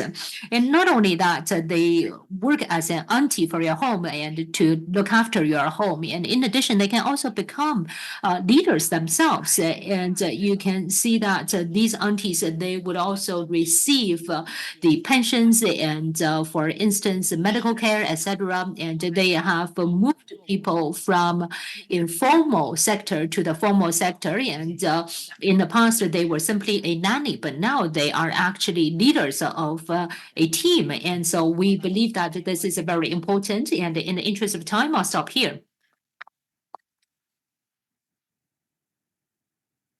Thank you so much for that example. It's very useful to know. And I think we do need to look at how the domestic success in overcoming one development challenge, how we can contribute and translate that internationally. I think that's the area that is not entirely explored. So I agree with you that we need to look at South-South, North-South, all kind of cooperation and resourcing it. I think that's an important point.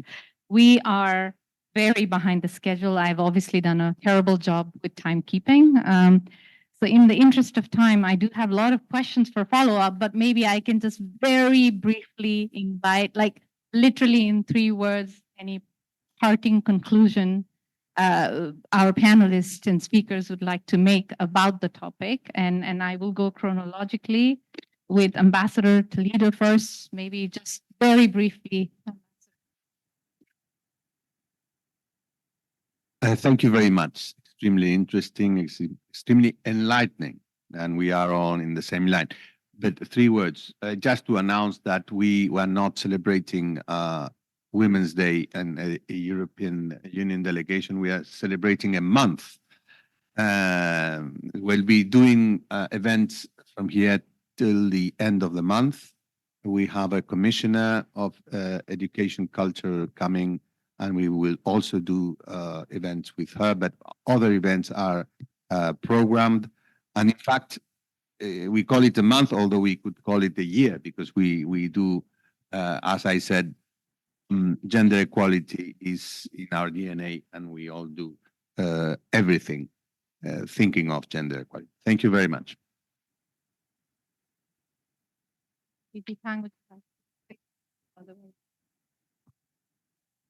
Okay, so in the interest of time, we will go to Ambassador Gustava. If you want to say just 1, 2 words, maybe 30 seconds.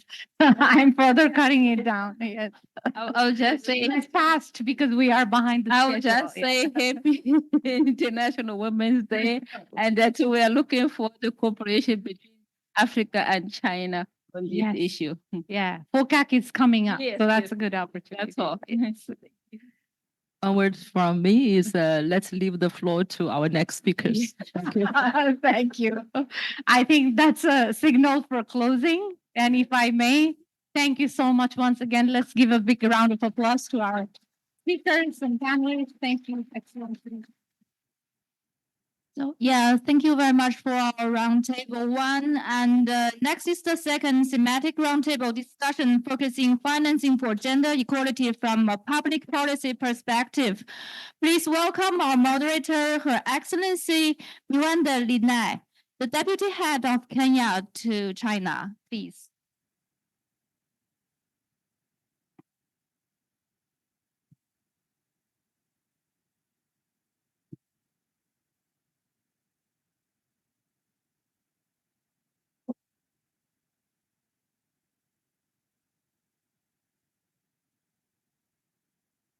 Good afternoon, distinguished guests, Director General, Ms. Yang, a representative of SIDCA, Mabel Director and SG from CCG, Thank you so much to the UN Women in China and Madam Smitry for inviting me to moderate this session.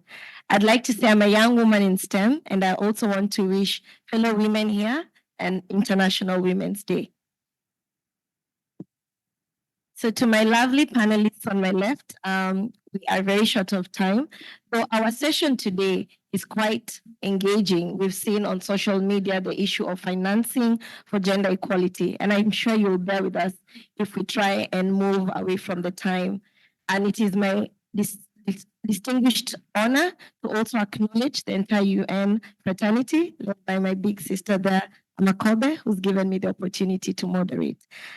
Today, I would like to set the tone for this next engagement because we are going to wear our public policy lens and we are going to try and look at what instruments, whether from a legal perspective, whether it is our regulatory frameworks, what is it that our governments are doing to lead by policy design, to lead in terms of incentivizing the work on financing for gender equality. And with that being said, it is my honor to start us off with His Excellency, the Ambassador to Rwanda, James Karibu Sana. And we do know that our countries have advanced their cause in developing and designing national strategies on gender. And we do appreciate countries like Rwanda that are leading in this national gender strategy. If you may allow me, Your Excellency, I would like to dig deeper on how Rwanda has been able to prioritize gender equality and women's empowerment into actual tangible policy incentives and resource allocation. Today, we are grappling with very financial systems that are not inclusive. And we do want to hear what Rwanda then has been able to hear. And if you may add, the report on Global Gender Gap Report 2023 ranks Rwanda among the top 10 countries for narrowing the gender gap. And in this regard, the UN Women has worked with you, Rwanda, to actively promote women's equal benefits from governance systems to enhancing access to social protection. Over to you to speak to us more on your government's incentives. Thank you very much, my sister Monde, and thank you, Smirit and Dr. Mabel, for inviting me.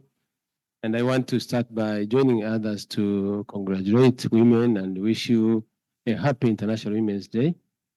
The previous panel touched on very, very important issues, and I want to begin my submission on what Beat said, that the issue of gender equality and women empowerment is a fundamental human rights issue.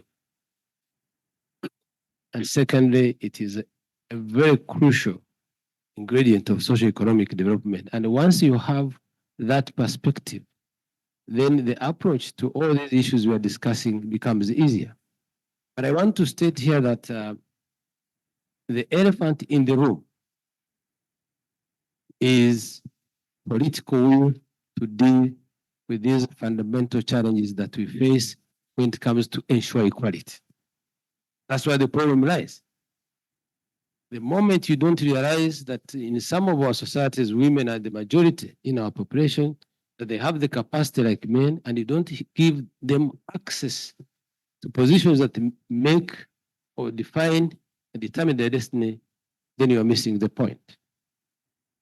Now, because we are running short of time, let me say that the starting point, the cornerstone of what Rwanda has achieved in the past years is based on this understanding.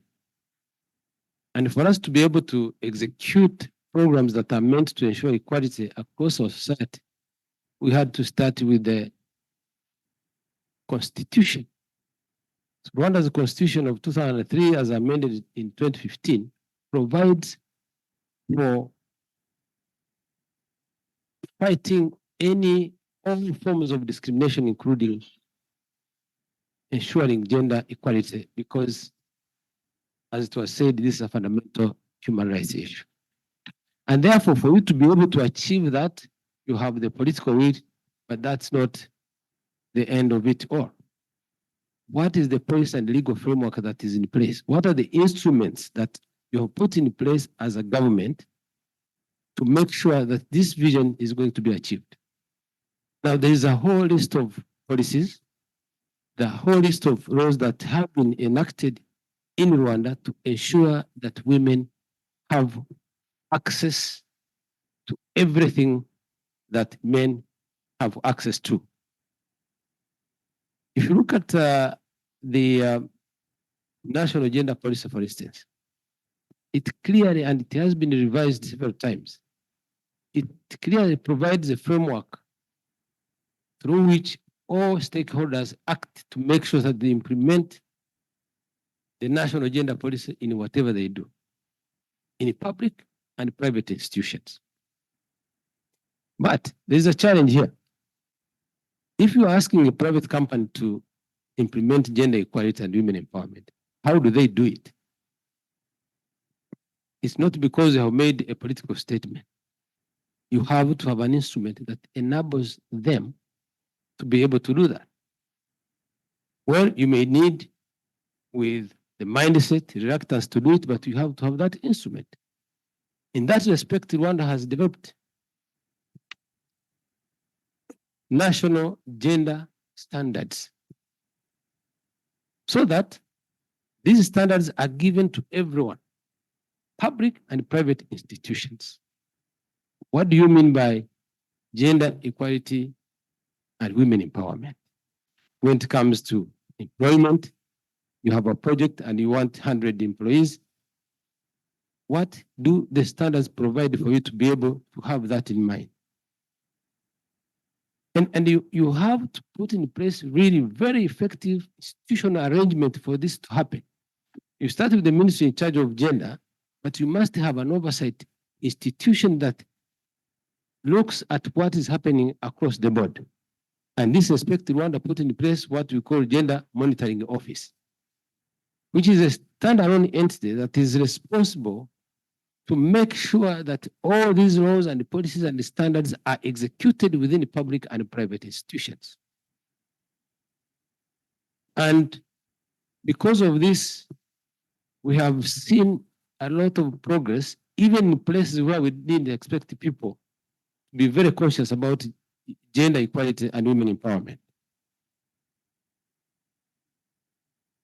Again, for this to happen, you have to make sure that women are at the table of every decision-making process.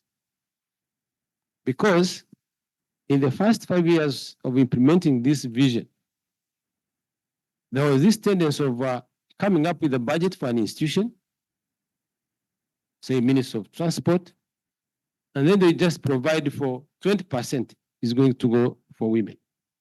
Regardless of whether they are qualified or they're interested, they have the cap of 20% to participate in any transport or infrastructure project. But if you don't bring women at the table of discussion, and let me just take a very quick example of a project. During the project planning, if you miss out all stakeholders, you may come up with a project that does not include the ideas of all stakeholders. Unless if here people want to assume that women are irrelevant at the stage when you are designing the priorities for the communities or for the country or for the ministry. That's number one. When you set the priority, the next step is to set the programs. Because you want education for all. How do you do it? The Higher Education Council of Rwanda is an institution that deals with scholarships. How do you deal with the issue of ensuring that you have girls going to science or engineering degrees and programs? You have to sit with women, and I'm saying institutional arrangement is very critical. You have women, National Women Council, you have Gender Monitoring Office, you have Ministry of Gender, and you have Private Sector Federation for Women. They are all sitting at the table when you are developing the program. Okay. And then budgeting, and then execution, and then monitoring. Now, if the program doesn't reflect gender equality and women empowerment, My friend, you walk to the Ministry of Finance and Planning, you never get a single dime. That's Wow. absolutely a no-go. Thank you so much. So you've set the tone correctly. And I think we wanted to hear at the bedrock of it all, the government does need to lead by example, as Rwanda has. And that is preparing that conducive environment through the policy instruments that allows other sector players to even thrive in, like now the private sector. And that takes me to South Africa, because there's something His Excellency has talked about, the procurement spending, which is something also I'd like to share before South Africa.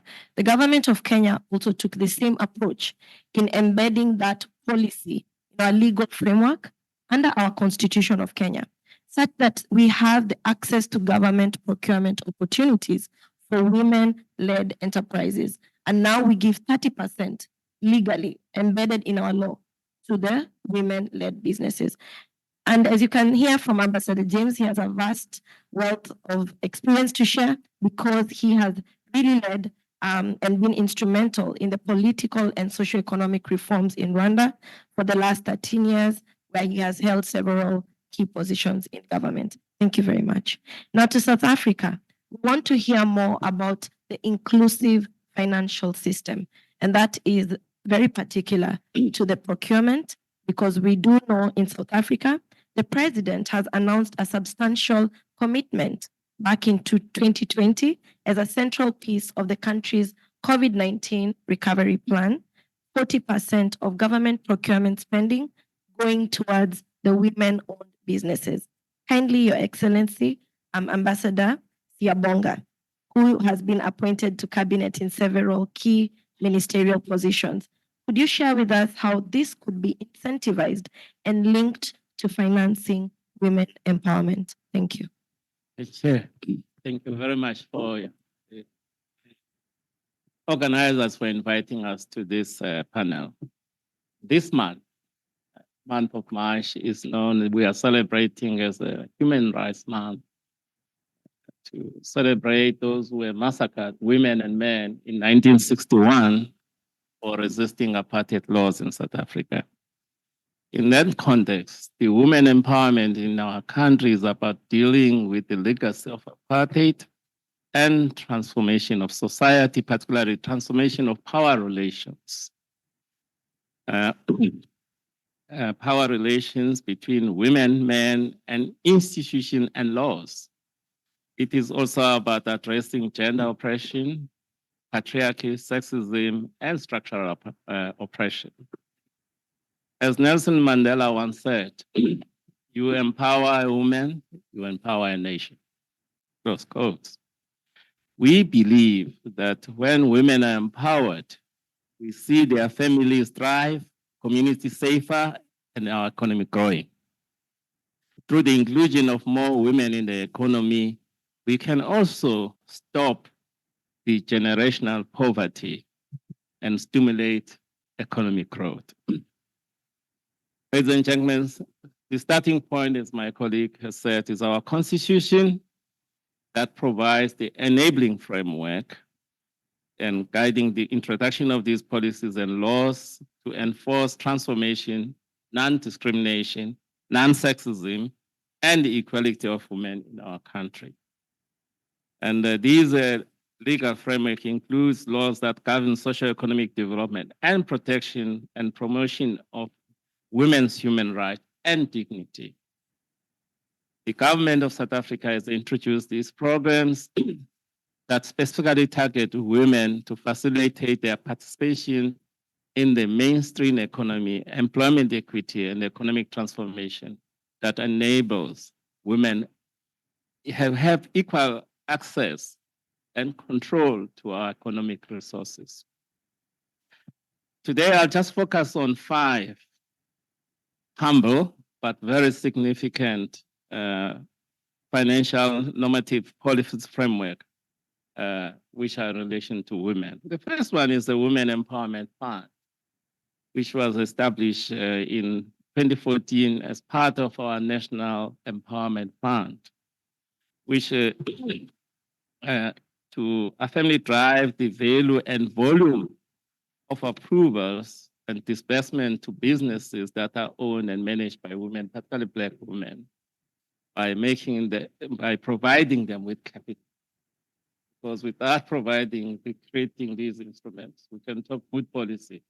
So there's an instrument which has been created by government. This fund starts from about 250,000 South African rands, right to up to 75 million across a range of sectors for startups, expansions, and equity acquisition purposes.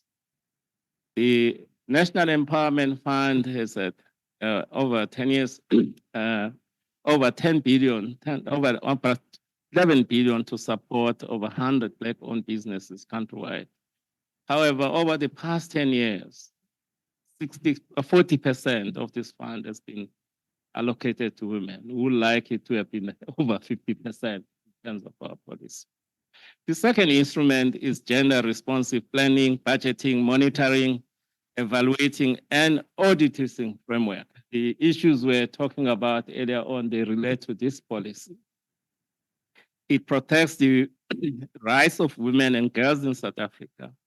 The framework seeks to ensure that the planning instruments at the national, subnational, sectoral, institutional, and program level are gender responsive, and that sufficient resources are allocated to interventions which contribute to women's empowerment and gender equality. The third one is Employment Equity Act, seeks to achieve the equity at the workplace through the promotion of equality opportunities and fair treatment in employment, and eliminated of any unfair discrimination, and also implement affirmative action measures to redress the disadvantages experienced by designated groups, particularly women.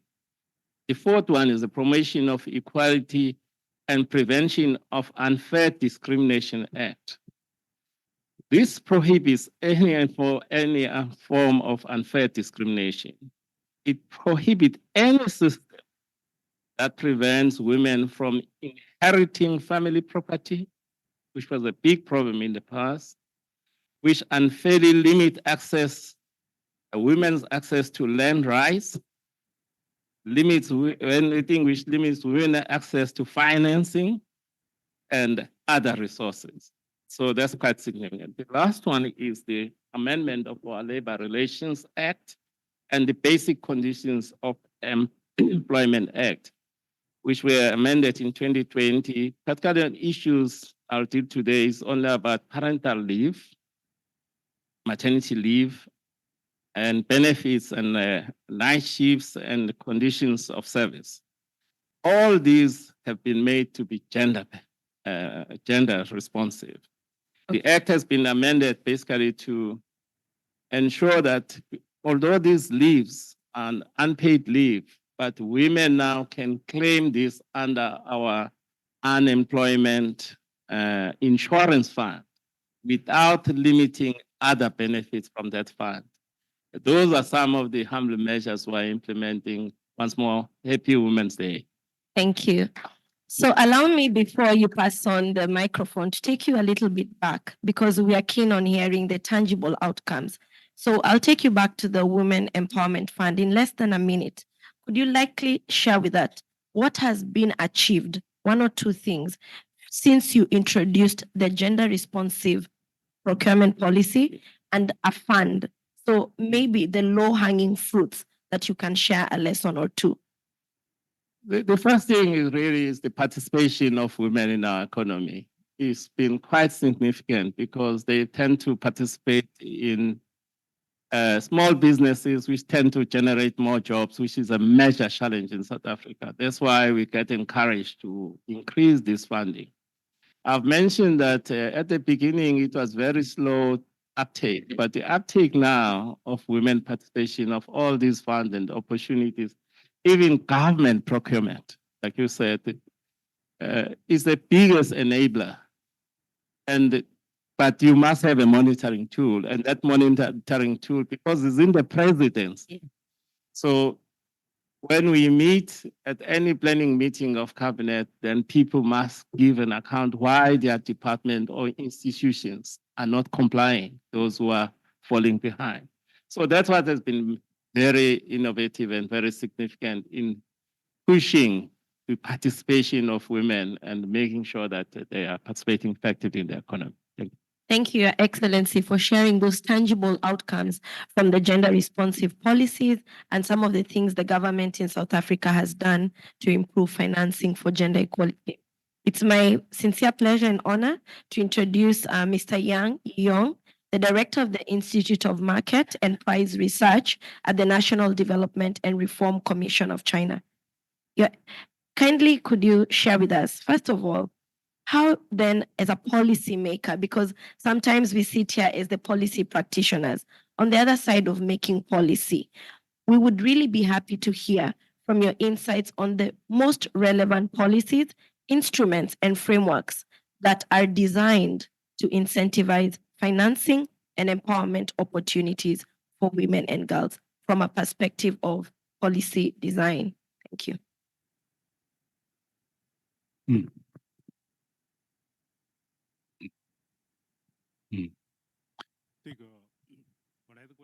Thank you. I come from the national NDRC, and in about last July or August, and we have established a Bureau of Civil Economy.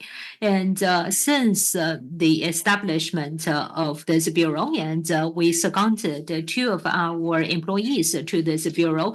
In addition, we have also participated in some paper drafting, and one of this very important scheme is that which will be drafting on the private economy promoting law of China, and which is basically to encourage a fair competition. And in my opinion, in terms of this draft law, and prior to submitting this to the 2 sessions, and we need to continue to enhance gender equality. And for this law, and what we focus on is on the basis of a fair competition, and there is a fairness of ownership.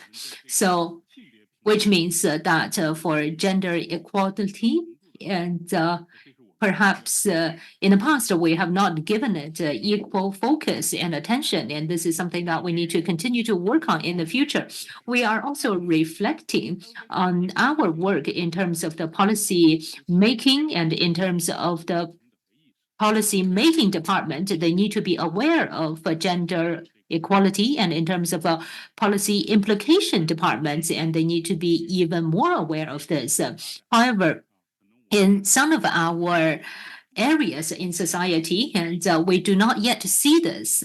And this may be something going forward in terms of establishing the mechanism. This is something that we need to work on.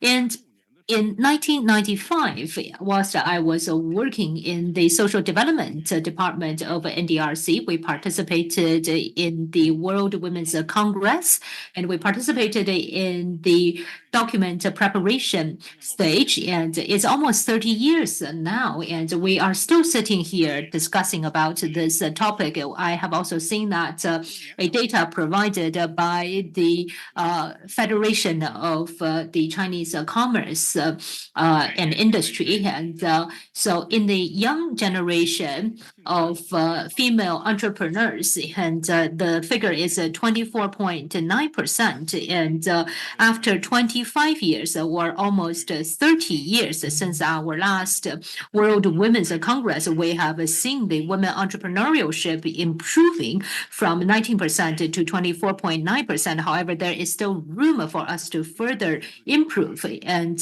in terms of digital economy, and with the development of digital economy for micro and small business, and females are better at using digital platforms. And in the digital economy, if we look at the female ownership, and is actually more than 40% in the meantime in terms of their operation. And they are more patient, they're more resilient, their business are more likely to last with a higher profit margin. And this is something that's very happy for everyone to see. In addition, in terms of completing and perfecting our education, and this can help women progress. And in about 10 years ago, People's University. This is a university of arts, and females percentage has reached about 55%. Some of the old professors, they say that we cannot continue this way. However, this is a wrong idea. And right now, we can see that in master's degree, 60% female, and in PhD, 65%. And it is likely that women are more dedicated to their studies, and they have the patience to sit down and to do the work, and they are the biggest beneficiaries of Chinese tertiary education. And in the meantime, in China, generally speaking, women live longer by compared with women with men by 2 to 3 years. They are the ones who can actually benefit and receive more cash flow from the pension funds. So finally, I would also like to say that we need to continue to work on the assessment mechanism on gender equality. And in Shandong province, they have actually done extremely well. And for instance, the ones that are currently in the legislation mechanism and looking at establishing law, etc. And they have done their due diligence and carried out analysis and evaluation work.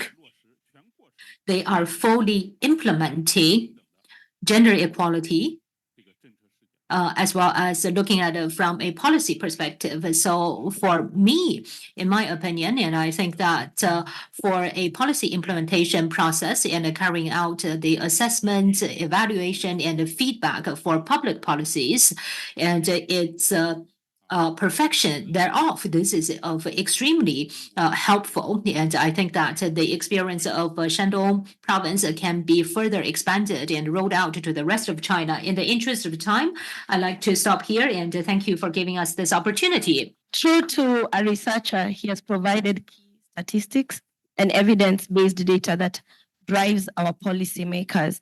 And of course, because of time, I would like to come back to you later just to give us more of the decision-led policymaking from a data perspective, and specifically sharing one example and a good practice where those incentives you've mentioned to us, you've told us the women, after conducting research, you've seen that they are good and prospering in the digital economy. You've said that they're even taking up more education opportunities, not only in PhD and masters, but in tertiary education, where they'll gain the relevant and practical skills to even enhance our key driven sectors for the economy.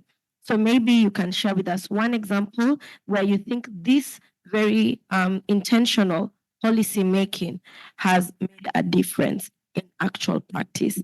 And it is my sincere honor to introduce our next panelist, Her Excellency Ambassador Jennifer May, Ambassador of Canada to China, who has been a strong advocate for gender equality and women's empowerment by developing institutions, developing policies, tools, and accountability structures to promote gender equality. Welcome very much. Through the Canadian Gender Budgeting Act, if you may allow me to reference that, Canada has been able to put enormous emphasis and efforts in ensuring gender equality and fairness and inclusion considerations, something that we are grappling with, the inclusivity. And therefore, this has even translated to the Canadian annual federal budget. And today we're very keen to hear about this gender responsive budgeting. Your Excellency, if you may share with us briefly, how has the government been able not only to prioritize gender equality into policy incentives and resource allocation? We want to hear more about the underlying policy tools, especially through the Gender Budgeting Act that you've advanced gender responsive budgeting through. Thank you. Thank you very much, Wendy, and thank you all for this opportunity. Perhaps before moving straight into the finance specificity of it, I think it may be helpful to see a little bit of the journey that Canada has been on quite literally over the past several decades. So we've long had a framework which is called the Employment Equity Act that looked at how do we promote and support diverse groups within Canada, and that has been in the government system. And so that has included women. It's also what we call visible minorities, people with disabilities, and Indigenous peoples. And that has been around for decades. And so therefore, if all it took was one good law, then we'd be there and done and it would be over. And in fact, that's not the case.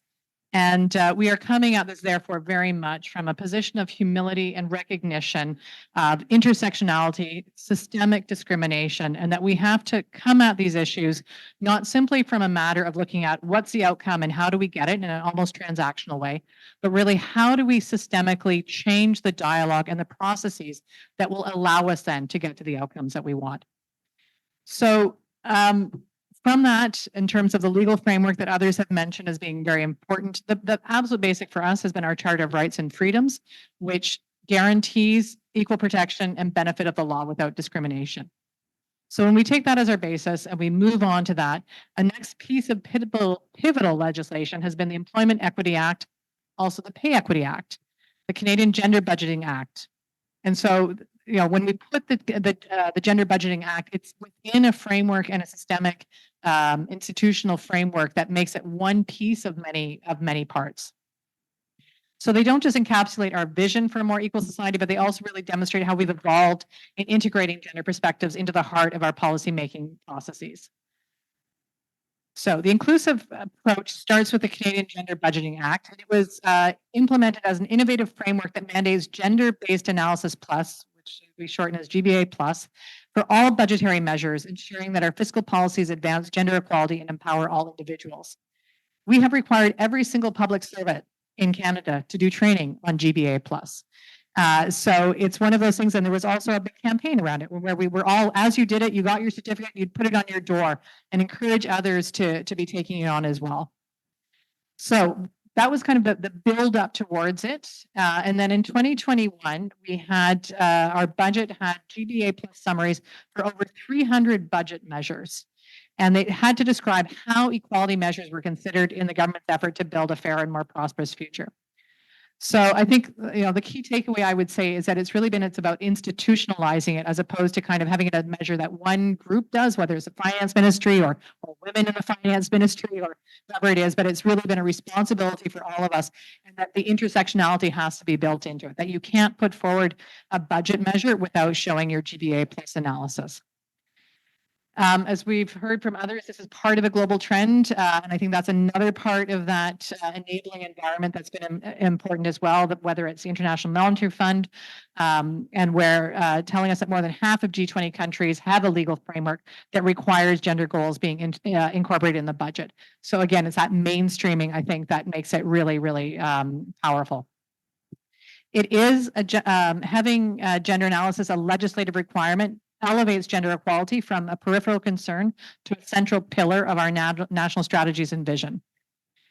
So beyond the legislative framework, there are also other domestic targeted programs and funding mechanisms for civil society organizations, such as those administered by Canada's Department for Women and Gender Equality. And so these include the Women's Program, which supports initiatives for the full participation of women in our economic, social, and democratic life.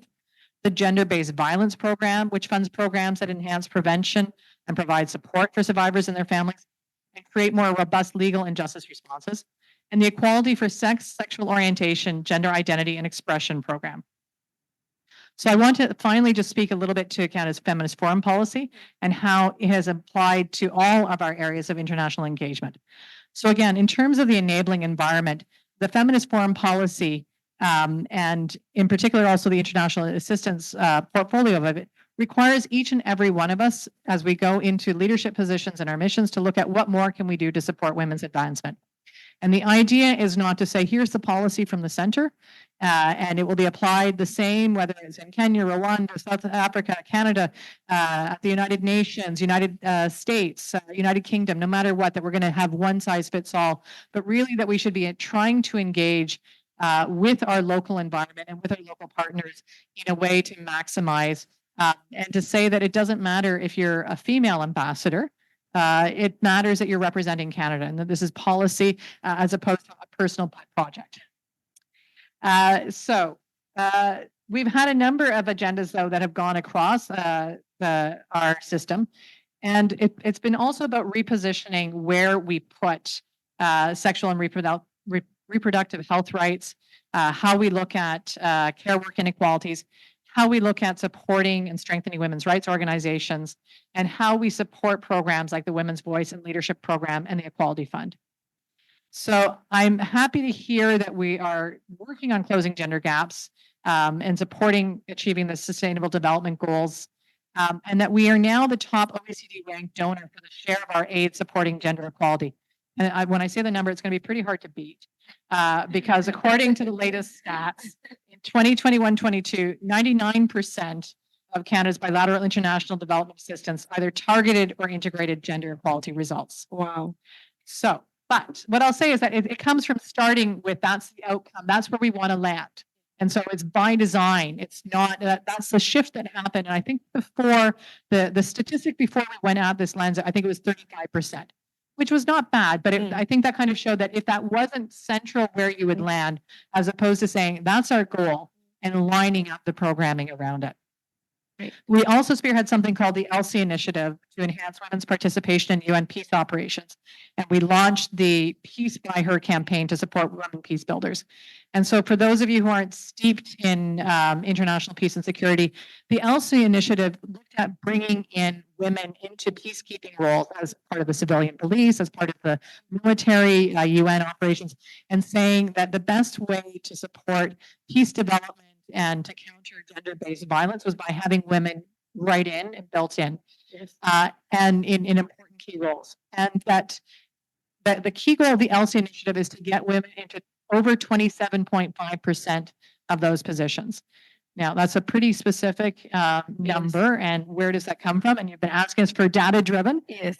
So it comes out of studies that show that if you are below 27%, women feel that they have to represent all women, that they are not there representing their own specific individual voice, but rather that they feel constrained by the environment around them. So by trying to get above 27%, and ideally heading towards 50%, but that 27% being a threshold where women are no longer feeling tokened, but really feel empowered, and that has a very key difference in terms of how they're able to engage on these issues.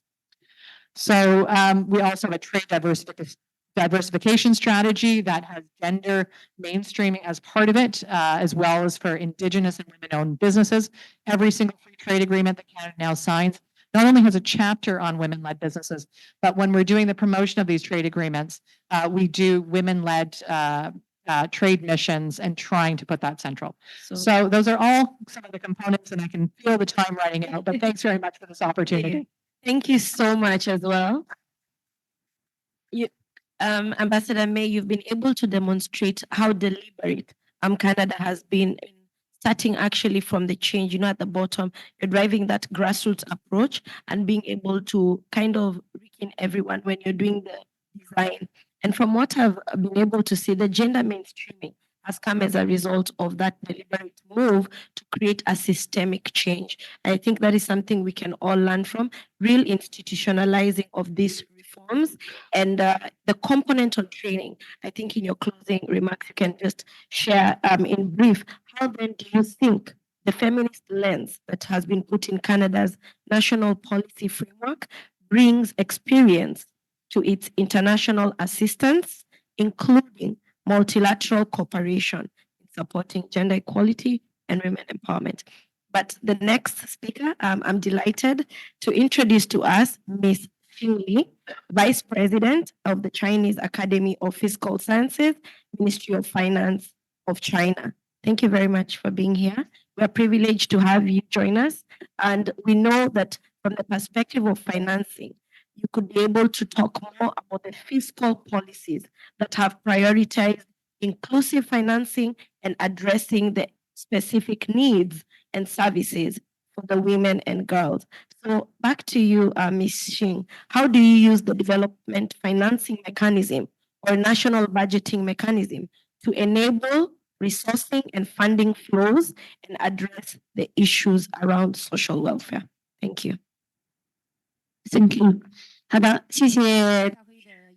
Thank you for the invitation. As a woman, At such a special occasion, it's a pleasure to be here, and also I've worked in the fiscal field for 30 years. It is my pleasure to introduce to you how Chinese fiscal policies support on gender equality. We know fiscal investment is important to health and development of women. Also, fiscal policies can play a certain guiding roles, which should not be overlooked. So I would like to share with you the following four aspects on how Chinese fiscal policies, and first, on the level of budgeting, which offers a protection for women rights and interests in terms of women health, the fiscal investment, it has been increasing over the years, in particular in recent years on maternity and disease screening, health check, and women child care institutions and capacity efforts have redoubled. Take 2022, for example, for public hospital expenditure on in terms of women and children hospital is 9.91 billion, and for women and child care is on 17.9 billion yuan. And people participating in the insurance is already 246 million 2022 people that benefit and benefited more than 176 million people, and we spend 95 billion RMB on the insurance for women and children. So these are the fiscal protection. The second is on the coordination of capital. We've strengthened the coordination to build a better disbursement system to guarantee the protection of rights and interest of women and girls. You know, the human flow in China is rapid. So across the country, we coordinate the remaining fund in the insurance accounts of different provinces. And so we coordinated actually over 270 billion RMB, which effectively relieved the burden of certain places that had deficits. We also continue to improve in the burden sharing system between central and local governments. For example, when it comes to inoculation, which is funded by both central and provincial governments, some provinces actually cover the premarital health check, which is also funded by provincial and municipal and even county governments. So these policies actually gather benefit everyone, in particular women. It injects a new protection to women health. And next is tax benefits. We've launched a portfolio of policies to increase women's participation in labor force. One example is Guangdong province, which in 2022 launched what is called a mama position.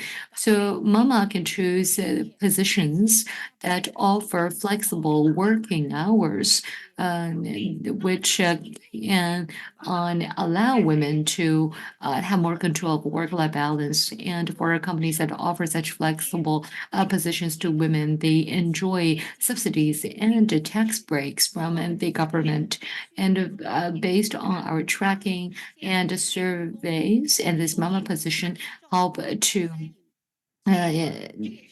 produce triple benefits. So women participation in labor force and women health and also productivity of companies. We also have a tax specific policies. For instance, on the child care benefits are exempted from personal income taxation, and that is done to reduce the burdens of families and women. And next is to optimize the relationship between market and government so that the fiscal policies can better leverage the market.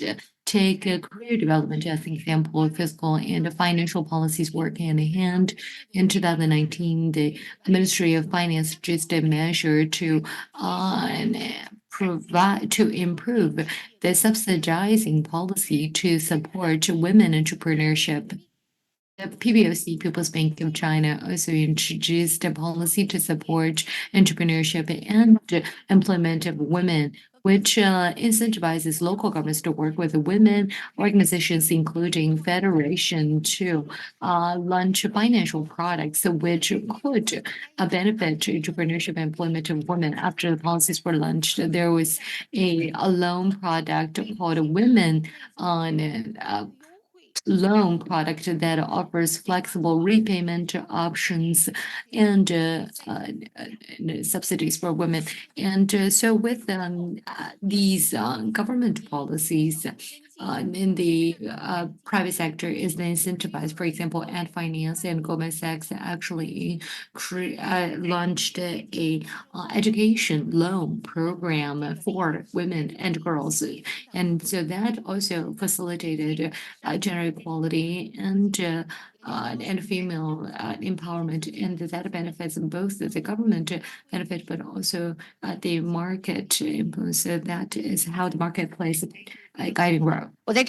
In addition, we also have many different policies. I have simply given out some examples. We know that the two sessions are happening at the moment, and in the recent government report, and they have also made a lot of arrangement for women, and one of which is to further perfect the maternity leave package for women, and to find different channels to reduce the burden of families in raising kids and educating their children. So this kind of policies will be more inducive for women's achievements in their career. And thank you very much for giving me this opportunity.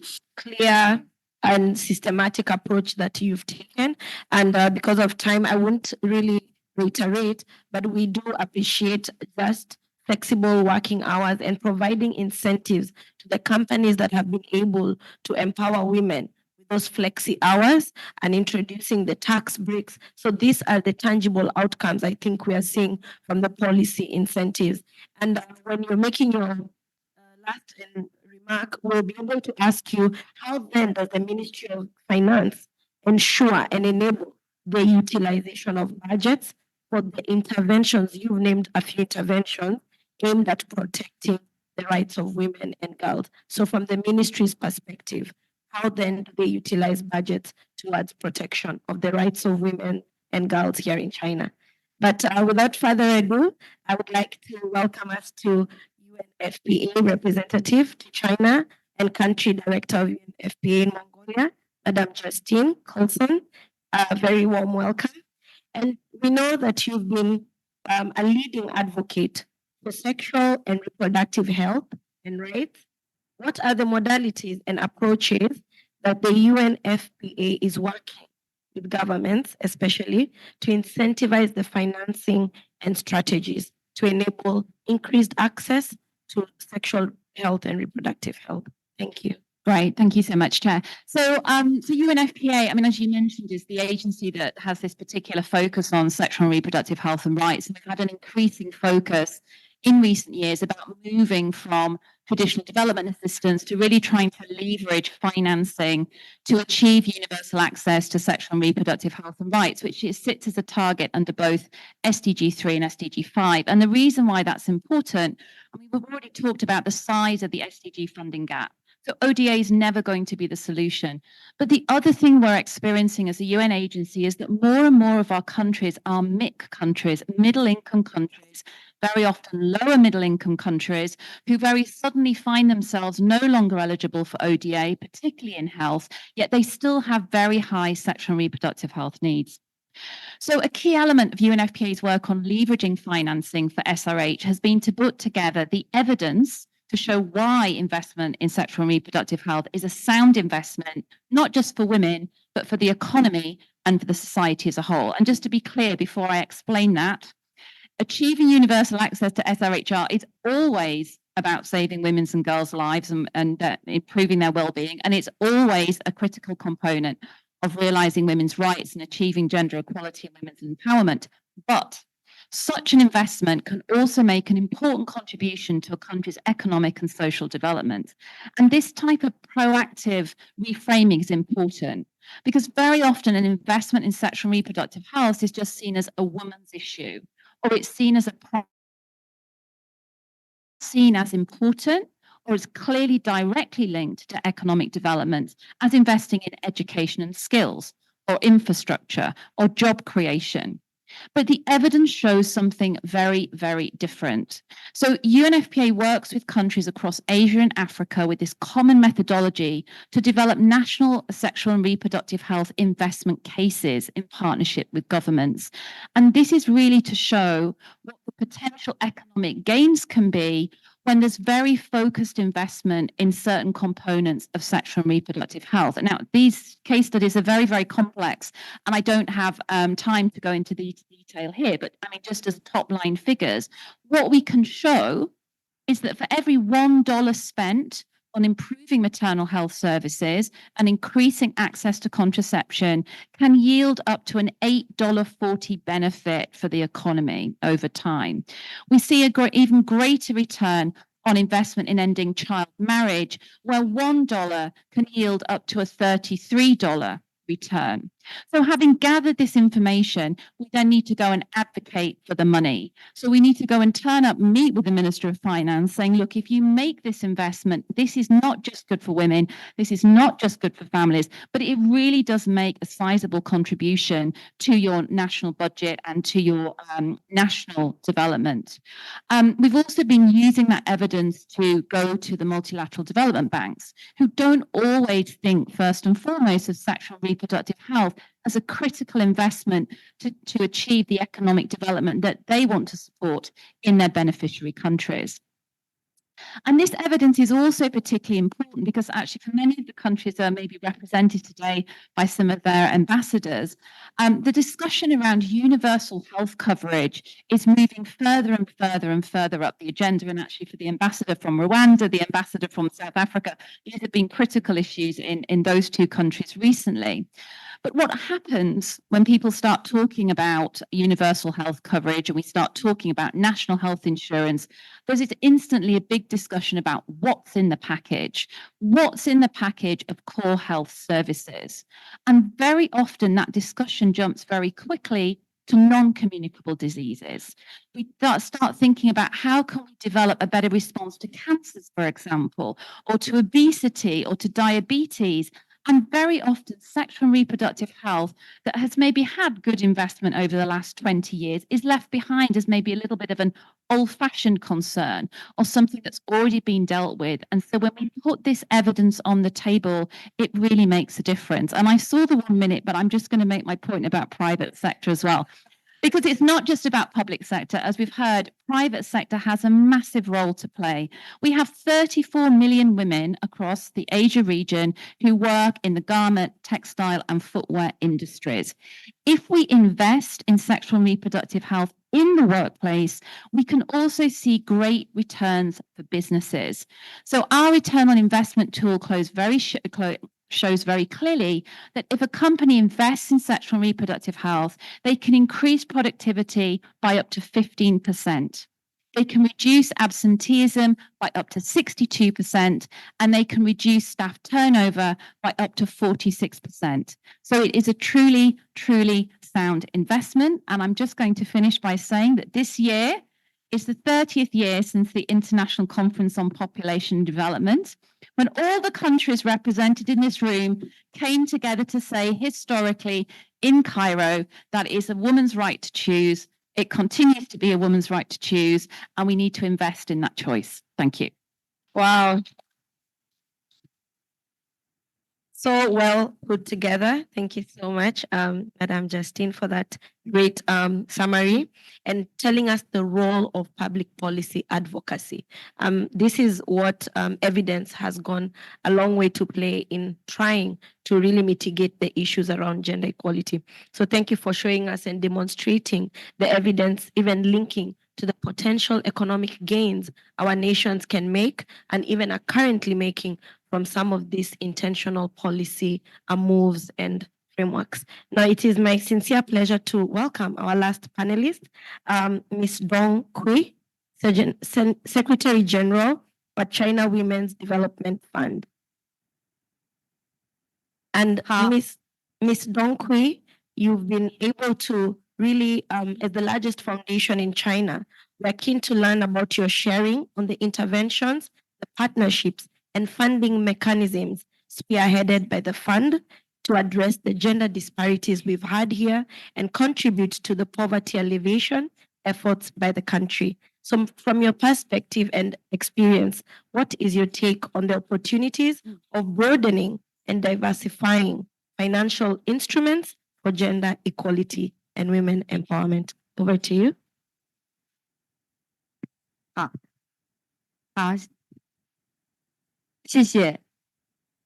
Thank you very much for giving me this opportunity and participating in today's forum as from our fund and from China's Women's Development Fund, which is an NGO. And just now I have heard from many other speakers from a government perspective. And for me, I come from a charity, and I will mainly focus on the actual practice that we have done. And we know that for charities, and we often play a very important role in this area. And for instance, in terms of China Women's Development F, CWDF, and we are under the leadership of the China's Women's Federation. It's been 36 years of our establishment, and we continue to adhere to one principle, which is to continue to promote women's empowerment and sustainable development of women.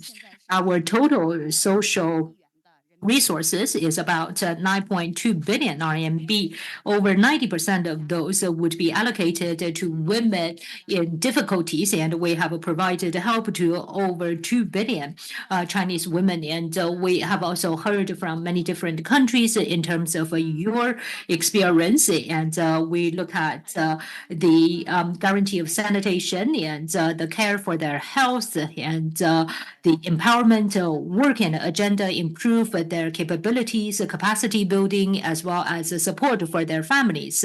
So in those areas, we would design a series of charity programs. And in terms of some of the brands that we have built up, and perhaps some of our Chinese peers have heard about this, and which is the Chinese Mothers Drinking Program, and which is to provide clean drinking water. And we also have another program, which is called the Chinese healthcare bus. And basically for women, you can go to this bus and it travels around the country and to provide health services to women, and pregnant women could also have access to doctors' diagnosis, etc. And for all of these projects that have been written in the white paper of Chinese government history of poverty alleviation and reduction. And in 2021, we have also been granted the consultative status by the United Nations Women, and with the development of time, and we continue to iterate, continue to upgrade ourselves, and we continue to call on the importance of empowerment, and we focus on the development of women. And for instance, we have a program called Love Her, and this program is to connect the economy together with the digital economy. And for instance, we provide loans. This is in Wuxi, and provide them with some employment opportunities and to help women in difficulty, to give them opportunities to flourish and to realize their independence. I would also like to share with you just now, we have heard from our previous speaker, and together with UNDP, and we heard Ms. Trunkman mention about this, and I believe that you have recollection of these projects. And for instance, we have helped with the local women to develop their green ecology development and to help them with countryside tourism. This is a beautiful village, and it has also been able to maintain their traditional culture and their legacy. So this is from a project's perspective. Just now, you have also asked us about our financial mechanism. And so as a national charity, and we often follow one theme, and which is common prosperity. And grasping on this theme, and we continue to talk about with our partners across all sectors, and this is based on our common value, and together with the corporate partners, and in terms of their CSR targets, for instance, some of our SOEs, and in terms of their earmarked areas for their help, for instance, they can help them to establish their clean drinking projects, and for instance, with Budweiser and with Oreo, and we work with them, and as a very important part of realizing their ESG targets. And in recent years, we also work with Tencent, Alibaba, as well as Alipay's charity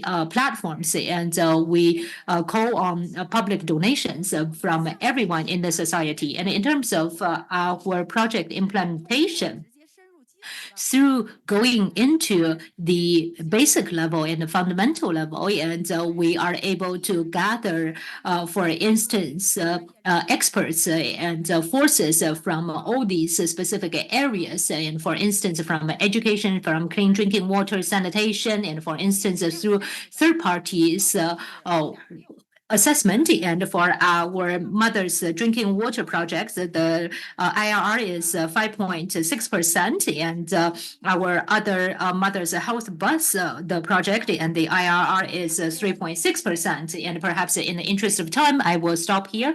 I would also like to say that we look forward to working with more partners, more platforms, and for us, in terms of our experience, we would be able to bring it to the international stage and to attract more international partners and to support our development. Thank you. Thank you. Okay, so that marks the end of our session, but you'll allow each one of my panelists to just give a closing shot, a parting shot. There are some questions I'd asked some of them to add after their remarks, so we'll use 1 minute to give that last parting shot and just speak to one or two things that I'd asked, maybe with no particular order. Right. As I said earlier, the institutions are very, very important for some of these programs that have been mentioned to take place, whether it is Women Empowerment Fund, whether it is access to property, access to finance. When you have 61% women in parliament, when you have more than 50% women in cabinet, when you have more than 50% in judiciary, then you can pass any law. And this is why today, when we talk about business development fund, is a fund that guarantees women to get, loan without having equity, or collateral. The access to land, the new matrimonial regime that allows women to inherit from their families and from the new families, from the husband or wife. So because of that institutional capacity, having women representation in those positions, then it allows the government to be able to pass the laws that are necessary to ensure gender equality and women empowerment. Thank you. Your Excellency, Siabonga. In the interest of time, as really, as I said, the issues of women empowerment are key to what we foresee as shared prosperity as South African at the globe. And now is not the time to despair. But as Nelson Mandela said, it always looks impossible until it's done. Thank you. Thank you. 这个妇女的地位哈，我觉得 The position of or status of women is one of the hallmarks of civilization of a country. The concept of gender equality must be integrated into the drafting, implementation, assessment, and improvement of the policymaking process. So from a multilateral project engagement process, I think the key thing is at what point and how are you engaging with women? So is it that you've developed your project and at the end you're going consulting women and ticking the box that yes, they've been consulted? Or do you start from the beginning and looking at women's needs, bringing them into the table? And so, for example, is a water project going to be looking at the women's needs within that water usage and how to make their lives easier? Or are you starting with an economic livelihoods framework and then saying as a secondary benefit it may improve women's lives? 好的，谢谢。因为刚才主持人给我 Thank you very much. The moderator asked me a question that I didn't get to answer, so I will utilize the opportunity now. Chinese fiscal policy values investment into gender equality, and when that is integrated into the budget, we have a budget law that guarantees it. So that's a legal obligation. And while the budgets are drafted now, we also have a KPI-based system. And so for the implementation of the budget, there is a full KPI-based evaluation system. And from target management to the implementation, there's a self-assessment and external assessment. Whenever a problem is identified, we'll rectify it. And that has produced substantial results.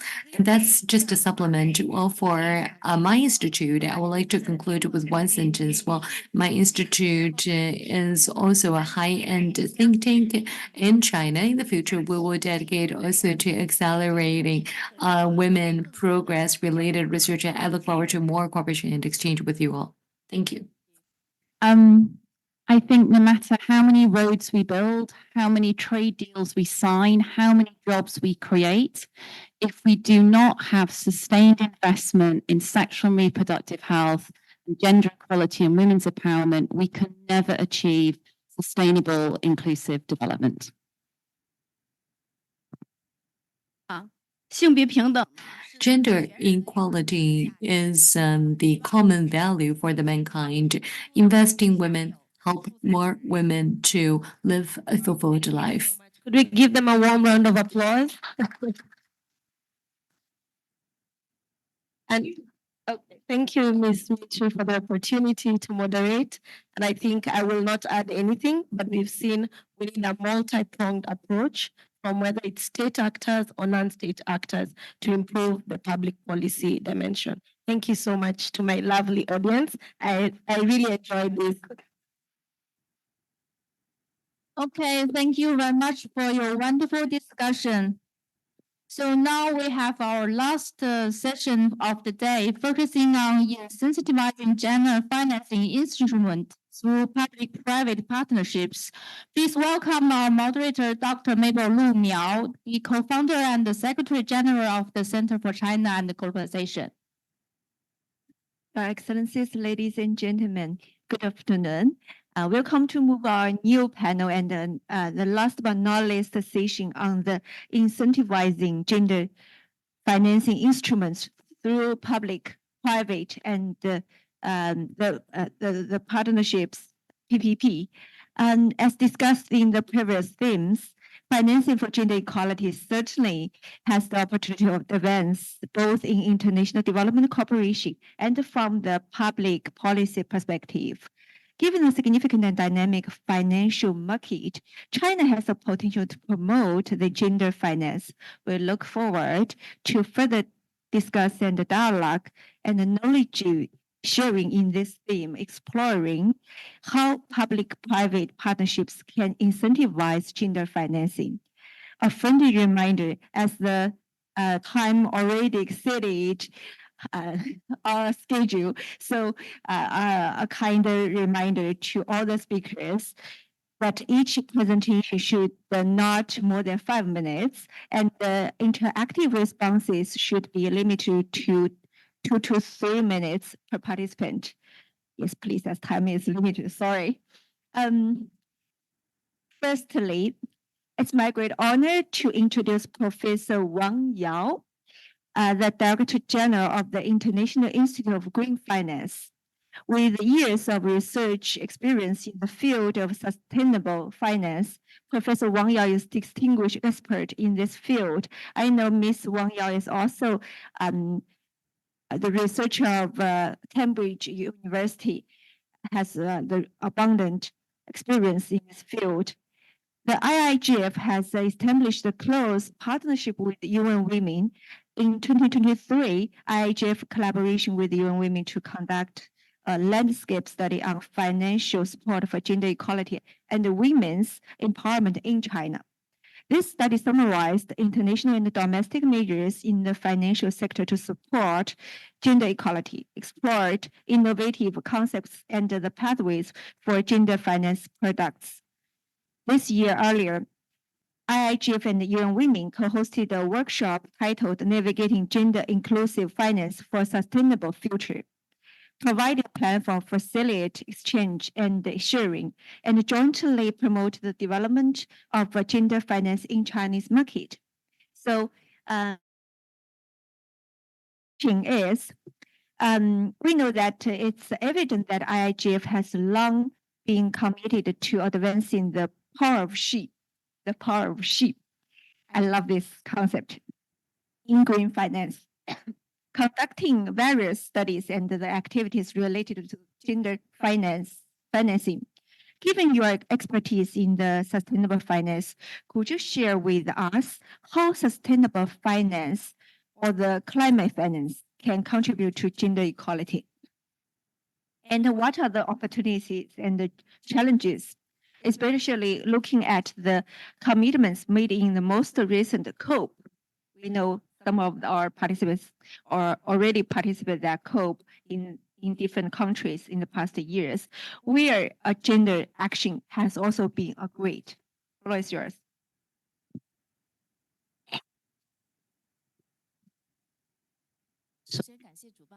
First, great thanks to the invitation. Thank you for giving me an opportunity to have an exchange with outstanding women and men that have an interest in women development on such a special occasion. And before answering the question of the moderator, I would like to make a comment to previous sessions. So first, SDG 5 is a basic element.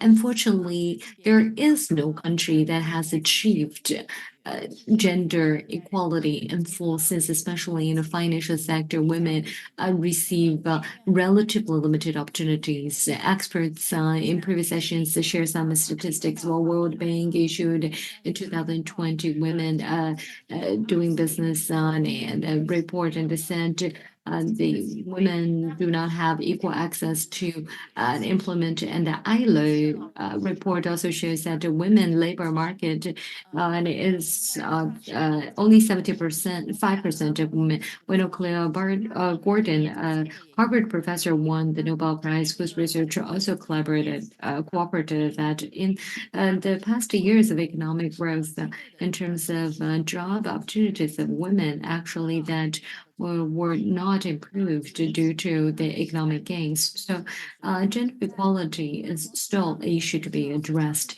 We also know closing gender gap is going to produce a great potential for GDP. A study shows if women employment increases, it can bring $6 trillion USD of GDP. And in contrast, the global GDP will lose 16%.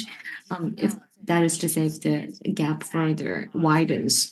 And we also hear on today that gender financing has already achieved progress in public the realm, but when it comes to sustainable financing, we know that finance itself can in a lot of ways support women development, including more opportunities to receive financial services. That is one of the issues that we face in the financial sector. One is the lacking of regulation or in other words, stakeholders actually see the concept of gender equality and as an integral part of what they provide. And we heard about the fiscal measures, but when it comes to financial policies and instruments and toolkits, despite products that favor women and even target women on loans, for example, but they constitute a very small share in the whole universe of financial products. So we lack a targeted support. And Thomas also talked about data or quantification. action. In the financial sector, the reason that a financial system cannot target women right now is that we do not have data about their financing needs. That is also an absent in public as well as private sector, or we say the PPP model is crucial. But PPP lacks mechanism to provide targeted support to women. With these absence, sustainable finance can provide improvement in a variety of ways, one of which is to increase women's opportunities on financial services. There are barriers such as we lack property ownership and also education-wise. Ms. Yang said, actually, even for the Central Academy of Finance and Durham University, and there are more female students in both universities, but on a more general level, the level of the women receiving higher education is still lower, and there are also socio and cultural elements as well. We need to provide more opportunities of training and capacity building so that they can increase their levels of financial knowledge, and we can develop a more women-targeted and friendly products and services. And we encourage financial institutions to adopt gender-differentiated policies, for example, gender equality-based loan policies, and also female employment and also entrepreneurship. So for these two parts, and the challenges that we have right now are the short of resources and funding, and for sustainable financing, we would be able to support them. For instance, in terms of financing support, for instance, we have heard about the Goldman Sachs project that was mentioned by Ms. Dong, and we are also following up on this project. So basically, for these women, and they start with the micro and the small businesses, and sometimes they can even get listed. Through this process, they would be able to further receive training. And another one is same work and for the same pay, equal pay. And so for me, and I actually have a lot of both male and female students under my master's degree teaching, and I often say to the boys that they don't have to mention about finding a job. And sometimes there are situations whereby the women are actually better than the men graduates, and the employers would even prefer to hire men despite women being better, because they're worried about women getting married and taking maternity leave, etc. So we really need to have policies in place to support women. In addition, we also need to bridge the gender pay gap. And at the moment, the pay gap is still existing in the world, and this is universal. And in terms of our education as well as resources sharing and allocation, and we do see that there is a area whereby women are disadvantaged, and we do believe that we need to find more opportunities for women to have a better income, and for sustainable resources and sustainable financing can also push forward for the development of a society. And the status of a woman represents the civilization of a country. If you can help with the women's development, and this also helps with the gender equality, and therefore in terms of enhancing financial services, and this is a very important hallmark of the improvement of women's status and their financial situation. And another very simple question I would like to mention: for the past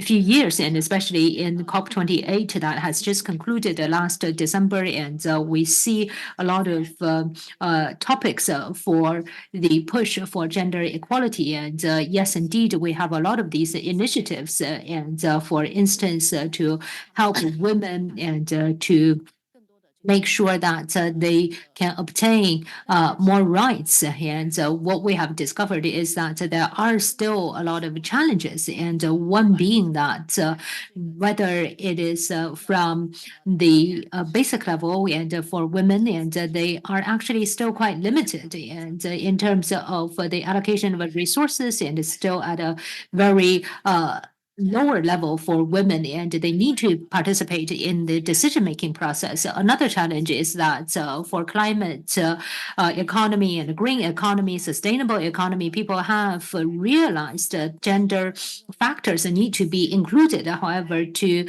be dedicated to the resolution of gender gap, and for instance, to empower women, and in terms of all these above areas, it's still very lacking. And for instance, in asset management, at the moment, there are about 190 trillion asset under management globally, and there is a very little asset management that is dedicated to gender equality. And we have heard from AIIB's expert as well as our financial expert, and in terms of their project, it is possible that they may have such indicators.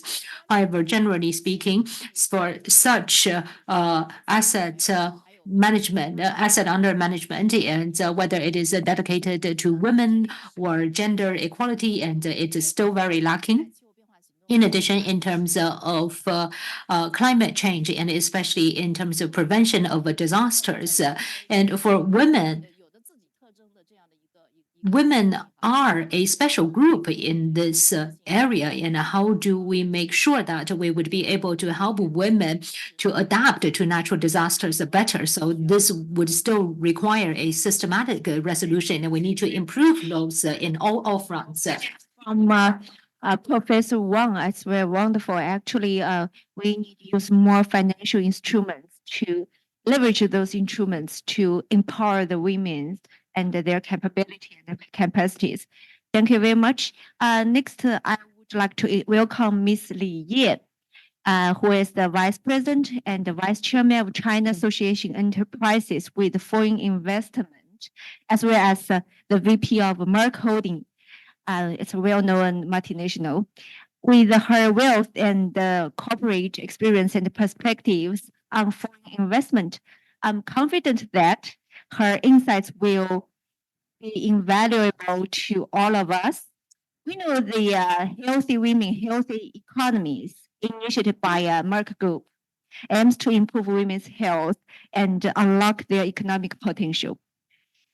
We know that this initiative will empower women and their families to participate, grow, and thrive in their communities, ultimately enhancing their quality of life.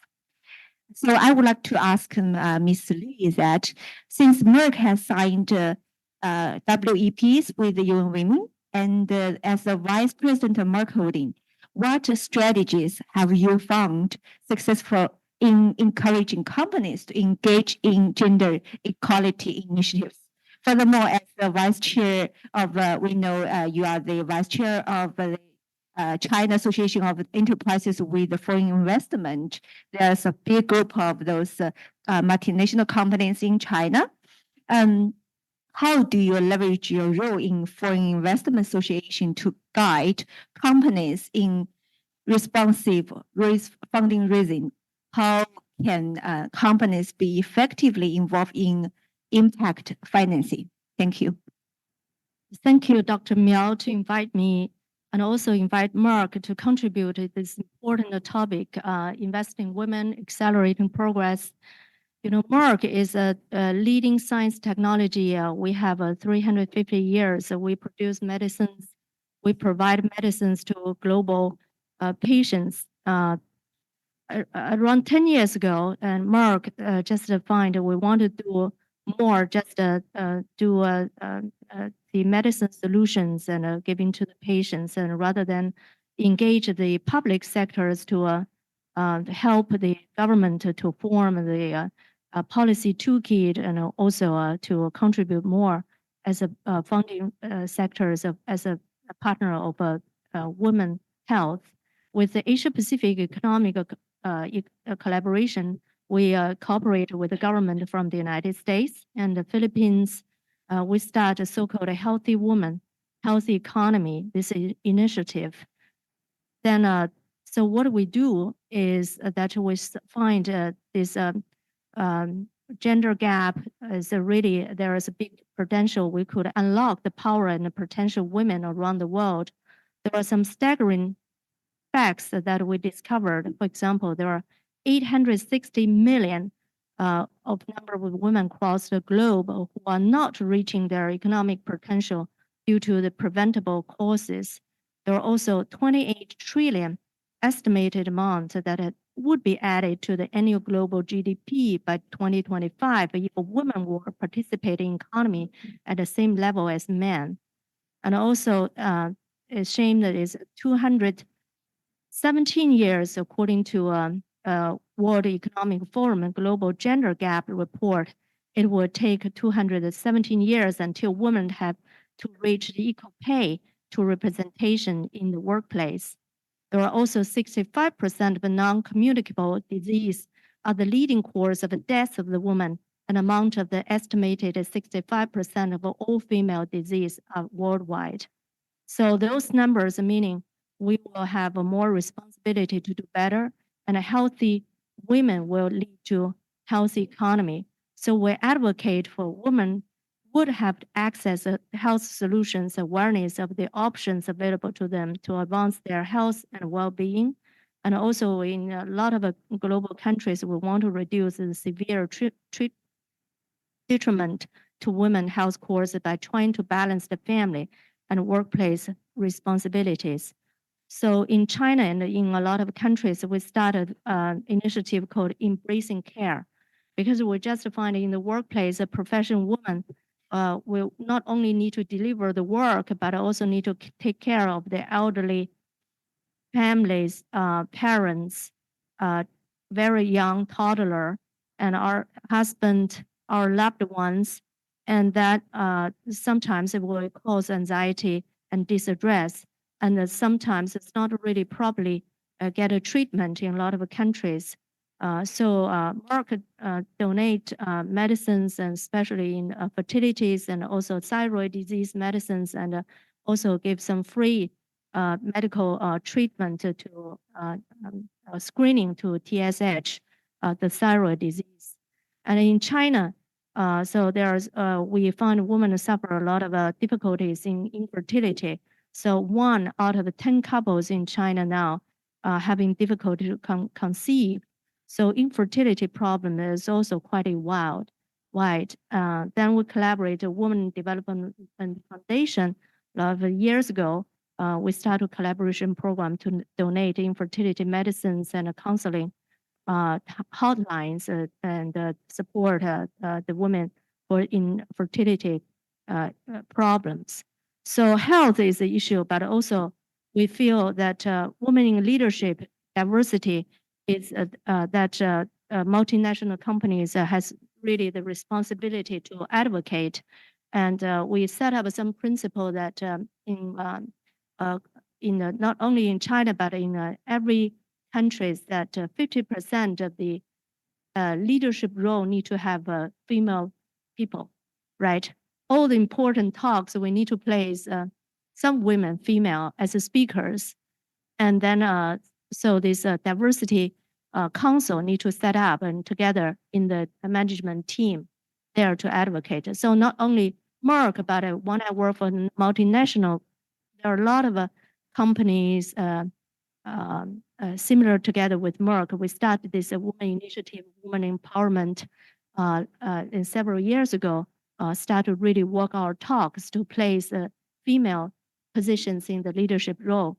In Merck, our CEO is a female.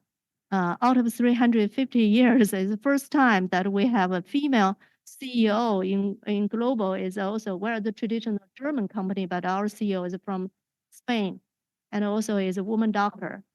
And after that, our CFO is changing into a woman, and also our global health senior vice president is also coming from China, has a background of Germany, and also but is a female as well. And also China healthcare managing director becomes female as well after the COVID. This is not only happened to Merck, but we noticed that from a lot of other companies, from Novartis, from Novo Nordisk, from Bayer, from Bristol Squibb, after COVID in China, managing director position all changed into female. I think that because maybe females were more good at multitasking, communication, collaboration, and also empathy, and also patience. So those qualities are very important for the leadership nowadays. The diversity issues and women in leadership that we consciously investing for, and also this is we do not afraid of risk, and also we want to empower women to take their own decisions and business decisions, serious decisions involving a lot of dollars, but let women to do those decisions. Basically, we do our part. We contribute this theme by implementing our KPI into our business decisions. Thank you. Thank you, Ms. Lee from Merck Holding. It's quite impressive what you said about there are more positions in China, the multinational company. Female leaders. I know some of your colleagues. Many of them are female leaders. Quite impressive. Did a very good job. And I met your CEO, a female CEO, in Munich Security Conference. That is a tough conference, but the soft power inside it is a female leadership. Thank you very much. And I would like to. I'm delighted to introduce Mr. Stephen Campbell, serving as a representative of United Nations Industry Development Organization, Int'l, in China. We look forward to his perspective on gender equality issue from the standpoint of industry development support to SMEs. I would like to ask a question to Mr. Stephen Campbell.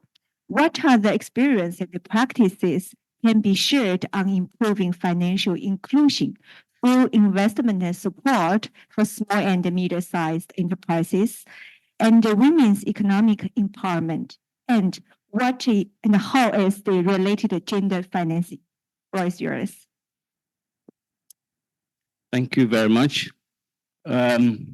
Conversation has been about public-private partnerships, and I first have to make a disclaimer that I'm neither from the public sector nor from the private sector, but I'm from an international organization that is very close to the private sector.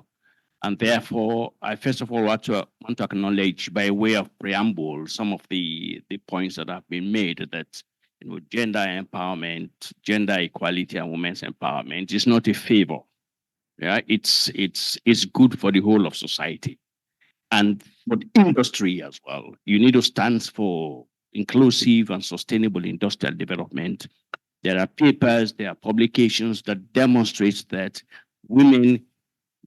Gender equality and women's empowerment contributes to the increase of GDP, contributes to the boosting of innovation. Why? Because as the previous speaker said, they come with different perspectives and different problem-solving capabilities.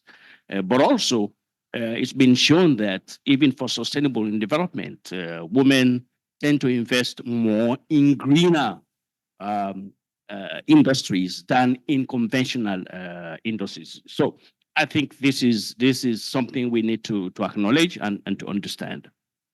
However, I want to make also, by way of proposition, to say that while financing for women's empowerment, women's economic development is crucial, UNIDO's proposition is to take a more comprehensive approach. And I think we need to underline this here very strongly, that financing, only important as it is, may not be sufficient to really reduce gender disparity. So it's about capital on one end, which is what the financing is focusing about, whether it's financial or technological capital, but it's also about capacity building. This is why our interventions, no matter the level of funding that we inject, it always has to go with an element, a strong element of capacity building, and for that matter, also a strong element of collaboration. Oftentimes, the question of building coalitions among different business entities is a question of ensuring there is proper coordination between different entities that are playing.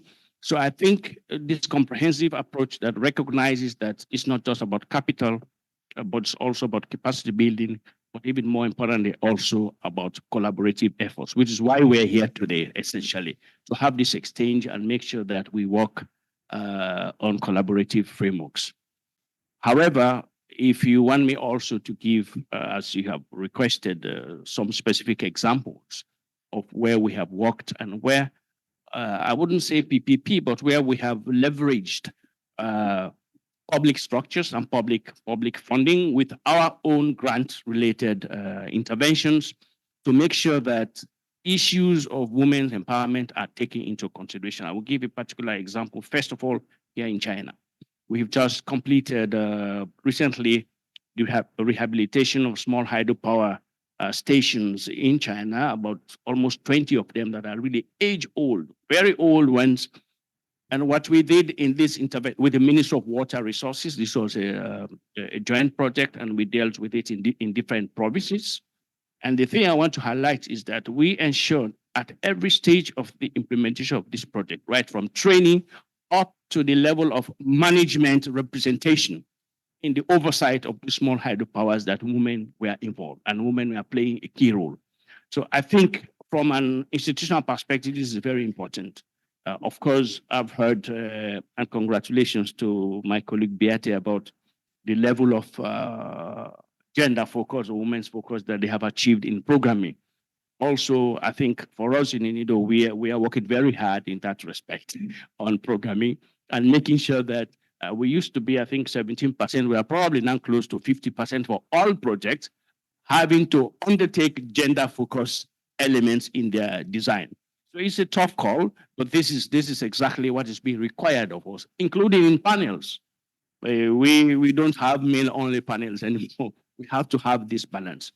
So this is one example. Another example I could give you is a project we did in the automotive industry in India, where also the elements of gender empowerment were key, not in the training of women, in skills that are normally male-dominated. I want to emphasize this, that in our intervention, it is one thing to focus on areas that women are normally popular with, but also we try to change the narrative.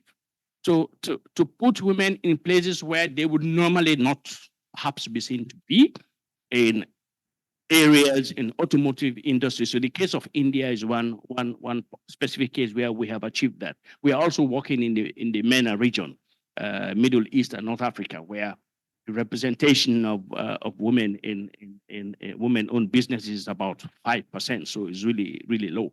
So there, our approach is more from a forum perspective, bringing in different business leaders, linking them with international business leaders so that they can exchange ideas and build on successful innovations. I saw the 1-minute sign, and I don't want to fall foul of that. So I think I can go with more examples. In Tanzania, where I was before coming here, we have also worked on specific grant mechanisms that are designed to support, first of all, women-included programs, but more importantly, women-led, and even more importantly, women-owned businesses, because I think there are 3 levels of inclusion that we can talk about. And I think women-owned is probably the best if we move from women-included, women-led, and women-owned. So there, we have a grant mechanism that is performance-based for waste-to-energy developers, where we really give special accent to women-owned and women-led businesses. So we can give you details on these specific interventions, but I think by way of examples, these are some that I will say. And so inclusive financing, but more importantly, to emphasize that a comprehensive approach is very, very crucial to include capacity building, as well as building of collaborative mechanisms and frameworks. Thank you. Thank you. Thank you, Mr. Stephen Carbo from UNIDO. You remind us that not just the women on the table should deliver the speech. We engage more women on the table and deliver speech. Not just the women be invested, should invest in the future, invest other fields. So women in business and on business, for by themselves, that is very important. Spark the the light you inspire us as well. So I would like to move to another speaker. It is my pleasure to introduce Mrs. Zhang Fan, the head of Greater China Business Development at Luxembourg Stock Exchange. She will join us online. With years of invaluable experience in Chinese financial institutions across both China and Luxembourg, Ms. Zhang Fan brings a wealth of expertise to the realm of stock exchange and sustainable finance. In 2022, UN Women and the Luxembourg Stock Exchange signed MOU to collaborate on gender bonds. The Luxembourg Stock Exchange marked a significant milestone in the realm of sustainable finance when it established a dedicated gender-focused bond flag on its leading platform for sustainable finance, which is called the Luxembourg Green Exchange. By dedicating their to the women's empowerment, these bonds are now easily identifiable for investors passionate about driving positive social change. This groundbreaking initiative was part of the broader commitment to fostering gender equality and women's empowerment. So, Ms. Zhang Fan, could you please share your insights on how stock exchanges can better to SDGs related to the gender equality? Please also share Luxembourg Stock Exchange initiative on gender bonds. What is it and how it is related to gender financing? Please. Thank you, Dr. Wimiao. And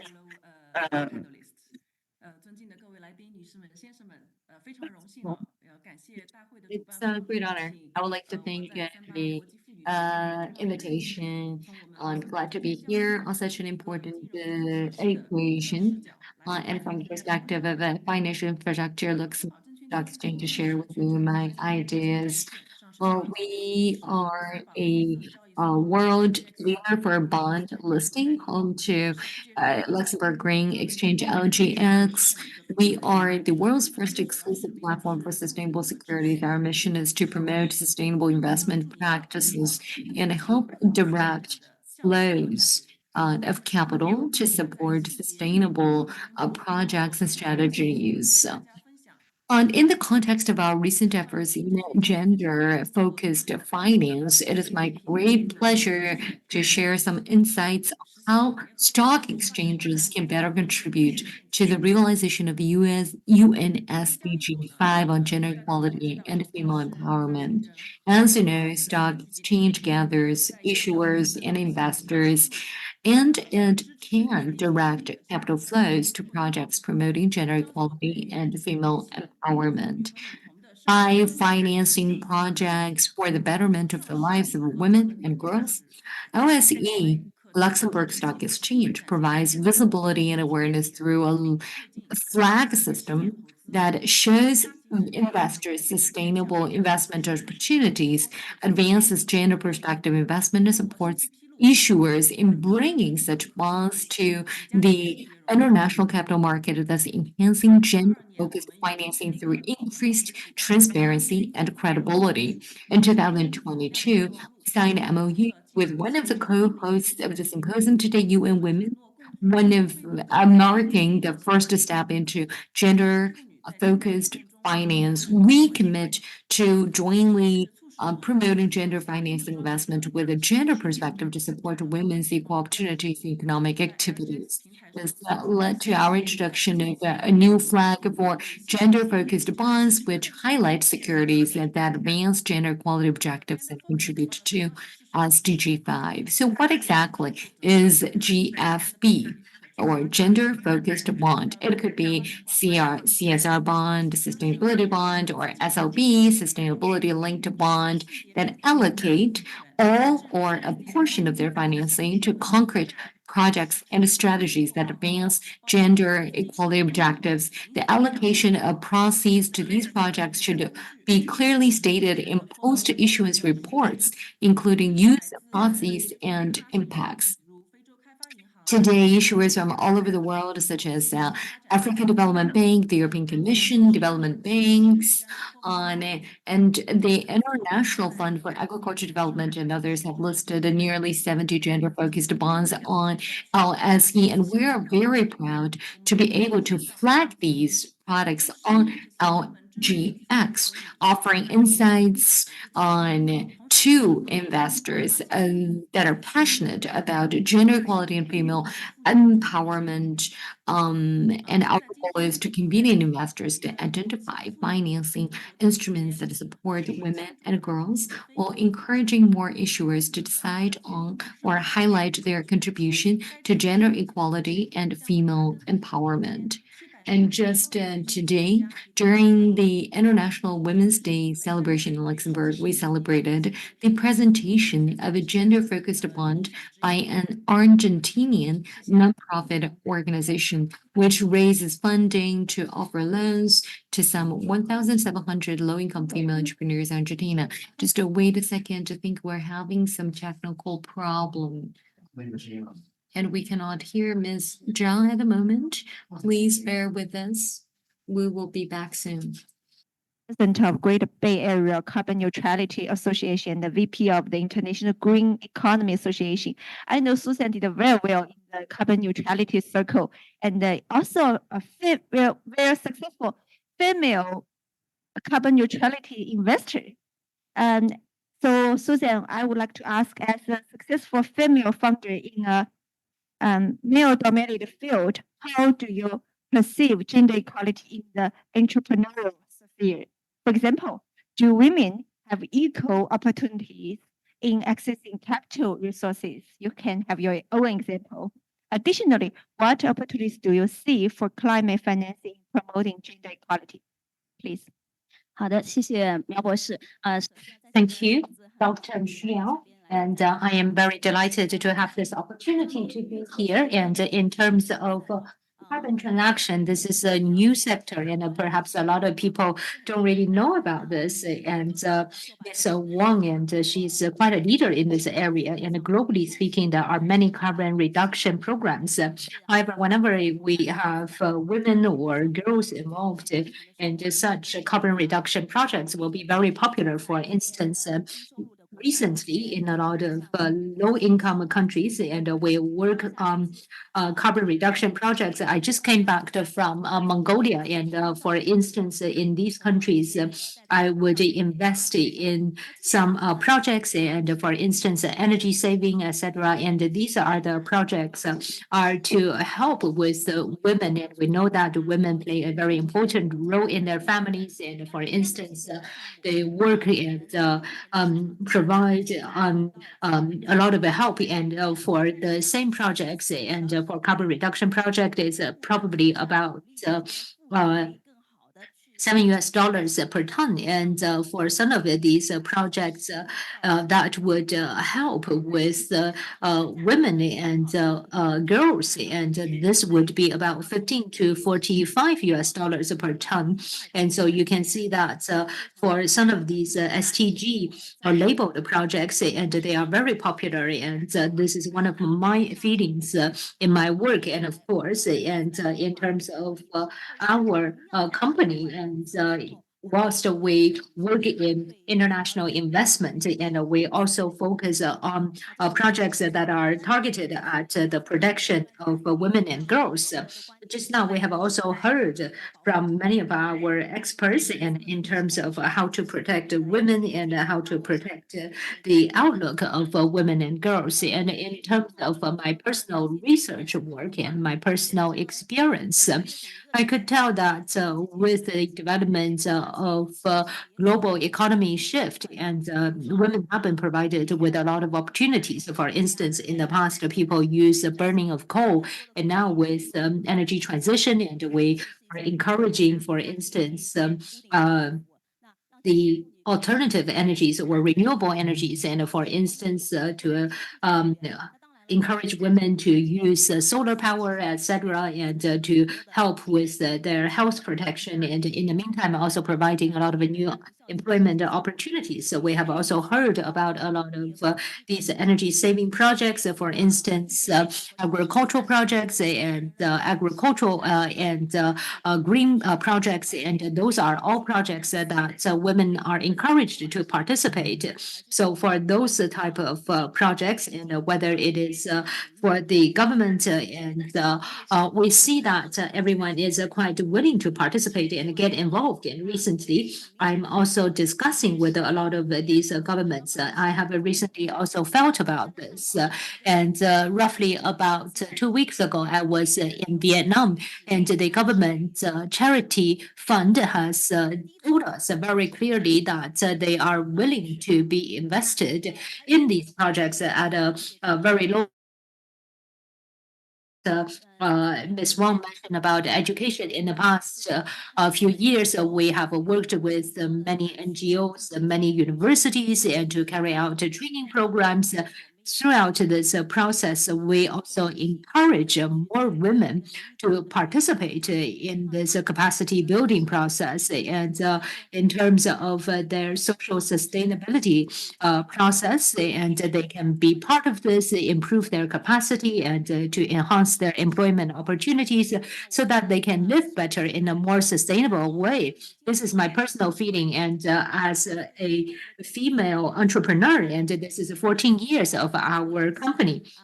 Throughout the development of our company, I have also felt whether it is from the ESG perspective or sustainable development perspective for our board, and we have also enhanced women's investment. And for instance, we would tend to hire a high proportion of females and to help with our company's effectiveness and efficiency in terms of the running of our company. And in the interest of time, perhaps I stop here. Susan, so I think the tech issue has been resolved. Can you speak, Ms. Zhang? You can add more points as time is limited. Maybe there's 1 minute for you. Thank you. Thank you. Speaking, please. 刚刚正好也提到了我们有李烨女士也提到了，就是女士在董事会中的这个作用，在管理层中的。We have just heard in terms of the women's role, and actually for Luxembourg and exchange, and from our management team to our excom members and our mid-level managers, we have seen the improvement of the percentage of women as well as female speakers in terms of participating in panels. And for instance, if the panelists, the opposing sides, they put forward male speakers, and for Luxembourg exchange, we would put forward women to take up this speaker role. And for instance, in terms of developing our work, and not only that, we have a labeling on our platform, and actually in our class, and we have dedicated a gender finance course, and this is to help the participants and to understand for the capital market, and to how to realize gender equality. And in the meantime, and through LGX and system services to support the capacity building, and we help issuers of gender bonds and other sustainable bonds at every step of the issuance process. It is critical that we build awareness and understanding of gender finance in the broader financial community to work jointly, bring gender-focused investment opportunities to the market so that we can pool our resources together in promoting gender equality and female empowerment through finance. Thank you very much, and we look forward to more market participants working with us and with LGX. From Luxembourg's exchange stock. And next, I think as time is limited, we would like to conclude this panel, but there are 3 interactive speakers. Firstly, I would like to invite the Ms. Nina Lakewoa, Associate Vice President for Global Compliance of ETS. We know it is a well-known educational company. We would like to invite you to say some words as time is limited, maybe 1 or 2 minutes. Thank you.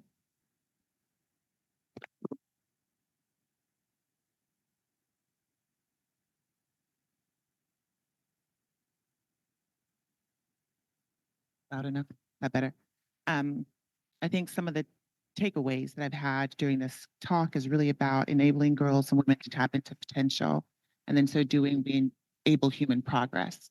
And that's at the core of ETS's mission in providing educational equity around the world. And so as I'm thinking about partnerships between private and public, I think it's, you know, in the spirit of focusing on education, looking to partnerships with companies that, one, are doing this in a commercial context, and two, can bring thought leadership, innovation to delivering programs, to helping and partnering with you in building frameworks and processes that deliver measurable, right, evidence-based, research-backed results, so that we can use this in supporting policy development and supporting our partnership again in the business context.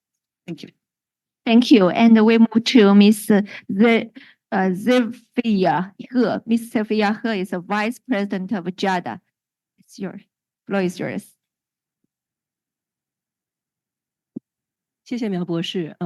Thank you, Ms. Miao. I am delighted to have this opportunity on behalf of GIADA as well as Jana Garden to sponsor this event today. And I hope that you enjoy the snacks and tea break that we have provided. And it's a very treasured opportunity for us to hear from the ambassadors and to talk about the macro and micro economic level. And from GIADA's perspective, I'd also like to supplement. And for GIADA, in terms of the industries that we are in, and it perhaps quite different from some of you guys, and we are in the luxury dining and fashion area, and we are very friendly towards women. So just now we have heard from Chatterjee, and he talked about Chairman Mao mentioning that women are support half of the sky, and in our company, actually, women to support all the sky, and about 80% of our managers are all women, and this is something that we are very proud of, and we believe that all the policies should come from the companies and then to influence our consumers for GIADA and as a luxury brand. And in terms of our marketing, and we do not really focus on the product, rather it is more about building up a women's community. This is about women's leadership, and that they can have insight into this. And every year we will have a GIADA Academy, and this is our mega events annually, and we invite all these elite women to come and talk about culture and knowledge. And in addition, we also have a podcast, and it is hosted by Ms. Chen Yu, and she's a very famous hostess in China. And we invited different women to come and talk about their experiences. So from an economic and a finance perspective, and from the mindset, we also provide women with a lot of ways to help them to break through the stereotypes and to be brave, to be them and be who they are. And in terms of our brand, we have a spirit and which is to basically continue to blossom and for all of these women, and they are brave, they are gentle at the same time, and we wish all the women a great day celebrating their day today. And thank you very much for your sharing. And we also have Dr. Hao, and he is a very famous doctor, and she is from Ariel Plus, and Chief Medical Officer Lily Hao. A real dental dentist. I'm already been working as a dentist nearly 35 years.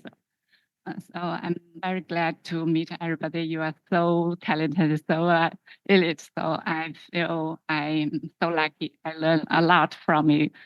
I know nothing about the investment. I don't know any number. I'm not very good at number at all. But I think the healthy is the most important thing for everybody, even for our women, no, everybody.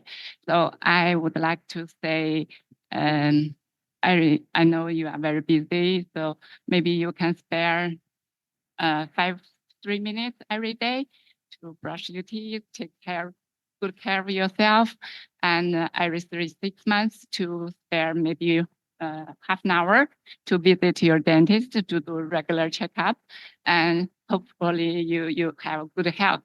And also, I have been a dentist for so many years. I would love to do, you do a lot of things I cannot do, but I'd love to do anything to kindergarten, to school student, to anyone. If you need anything I can do, I'm right at your service. Thanks, everybody. Thank you. Thank you, all of us. Have And a healthy, happy life. okay, thank you.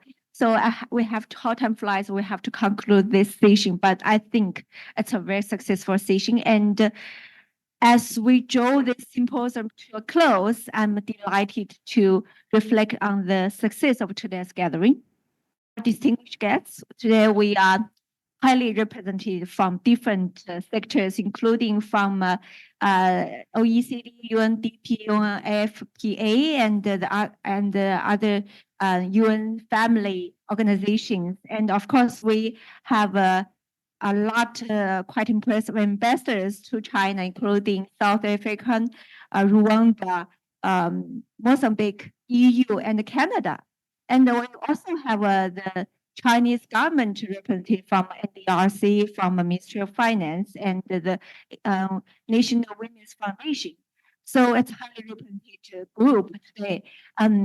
During the seminar, I quite impressed by a lot of opinions on how to empower and finance the women through the instruments and through the approaches. We share the practices and upon the experience and the better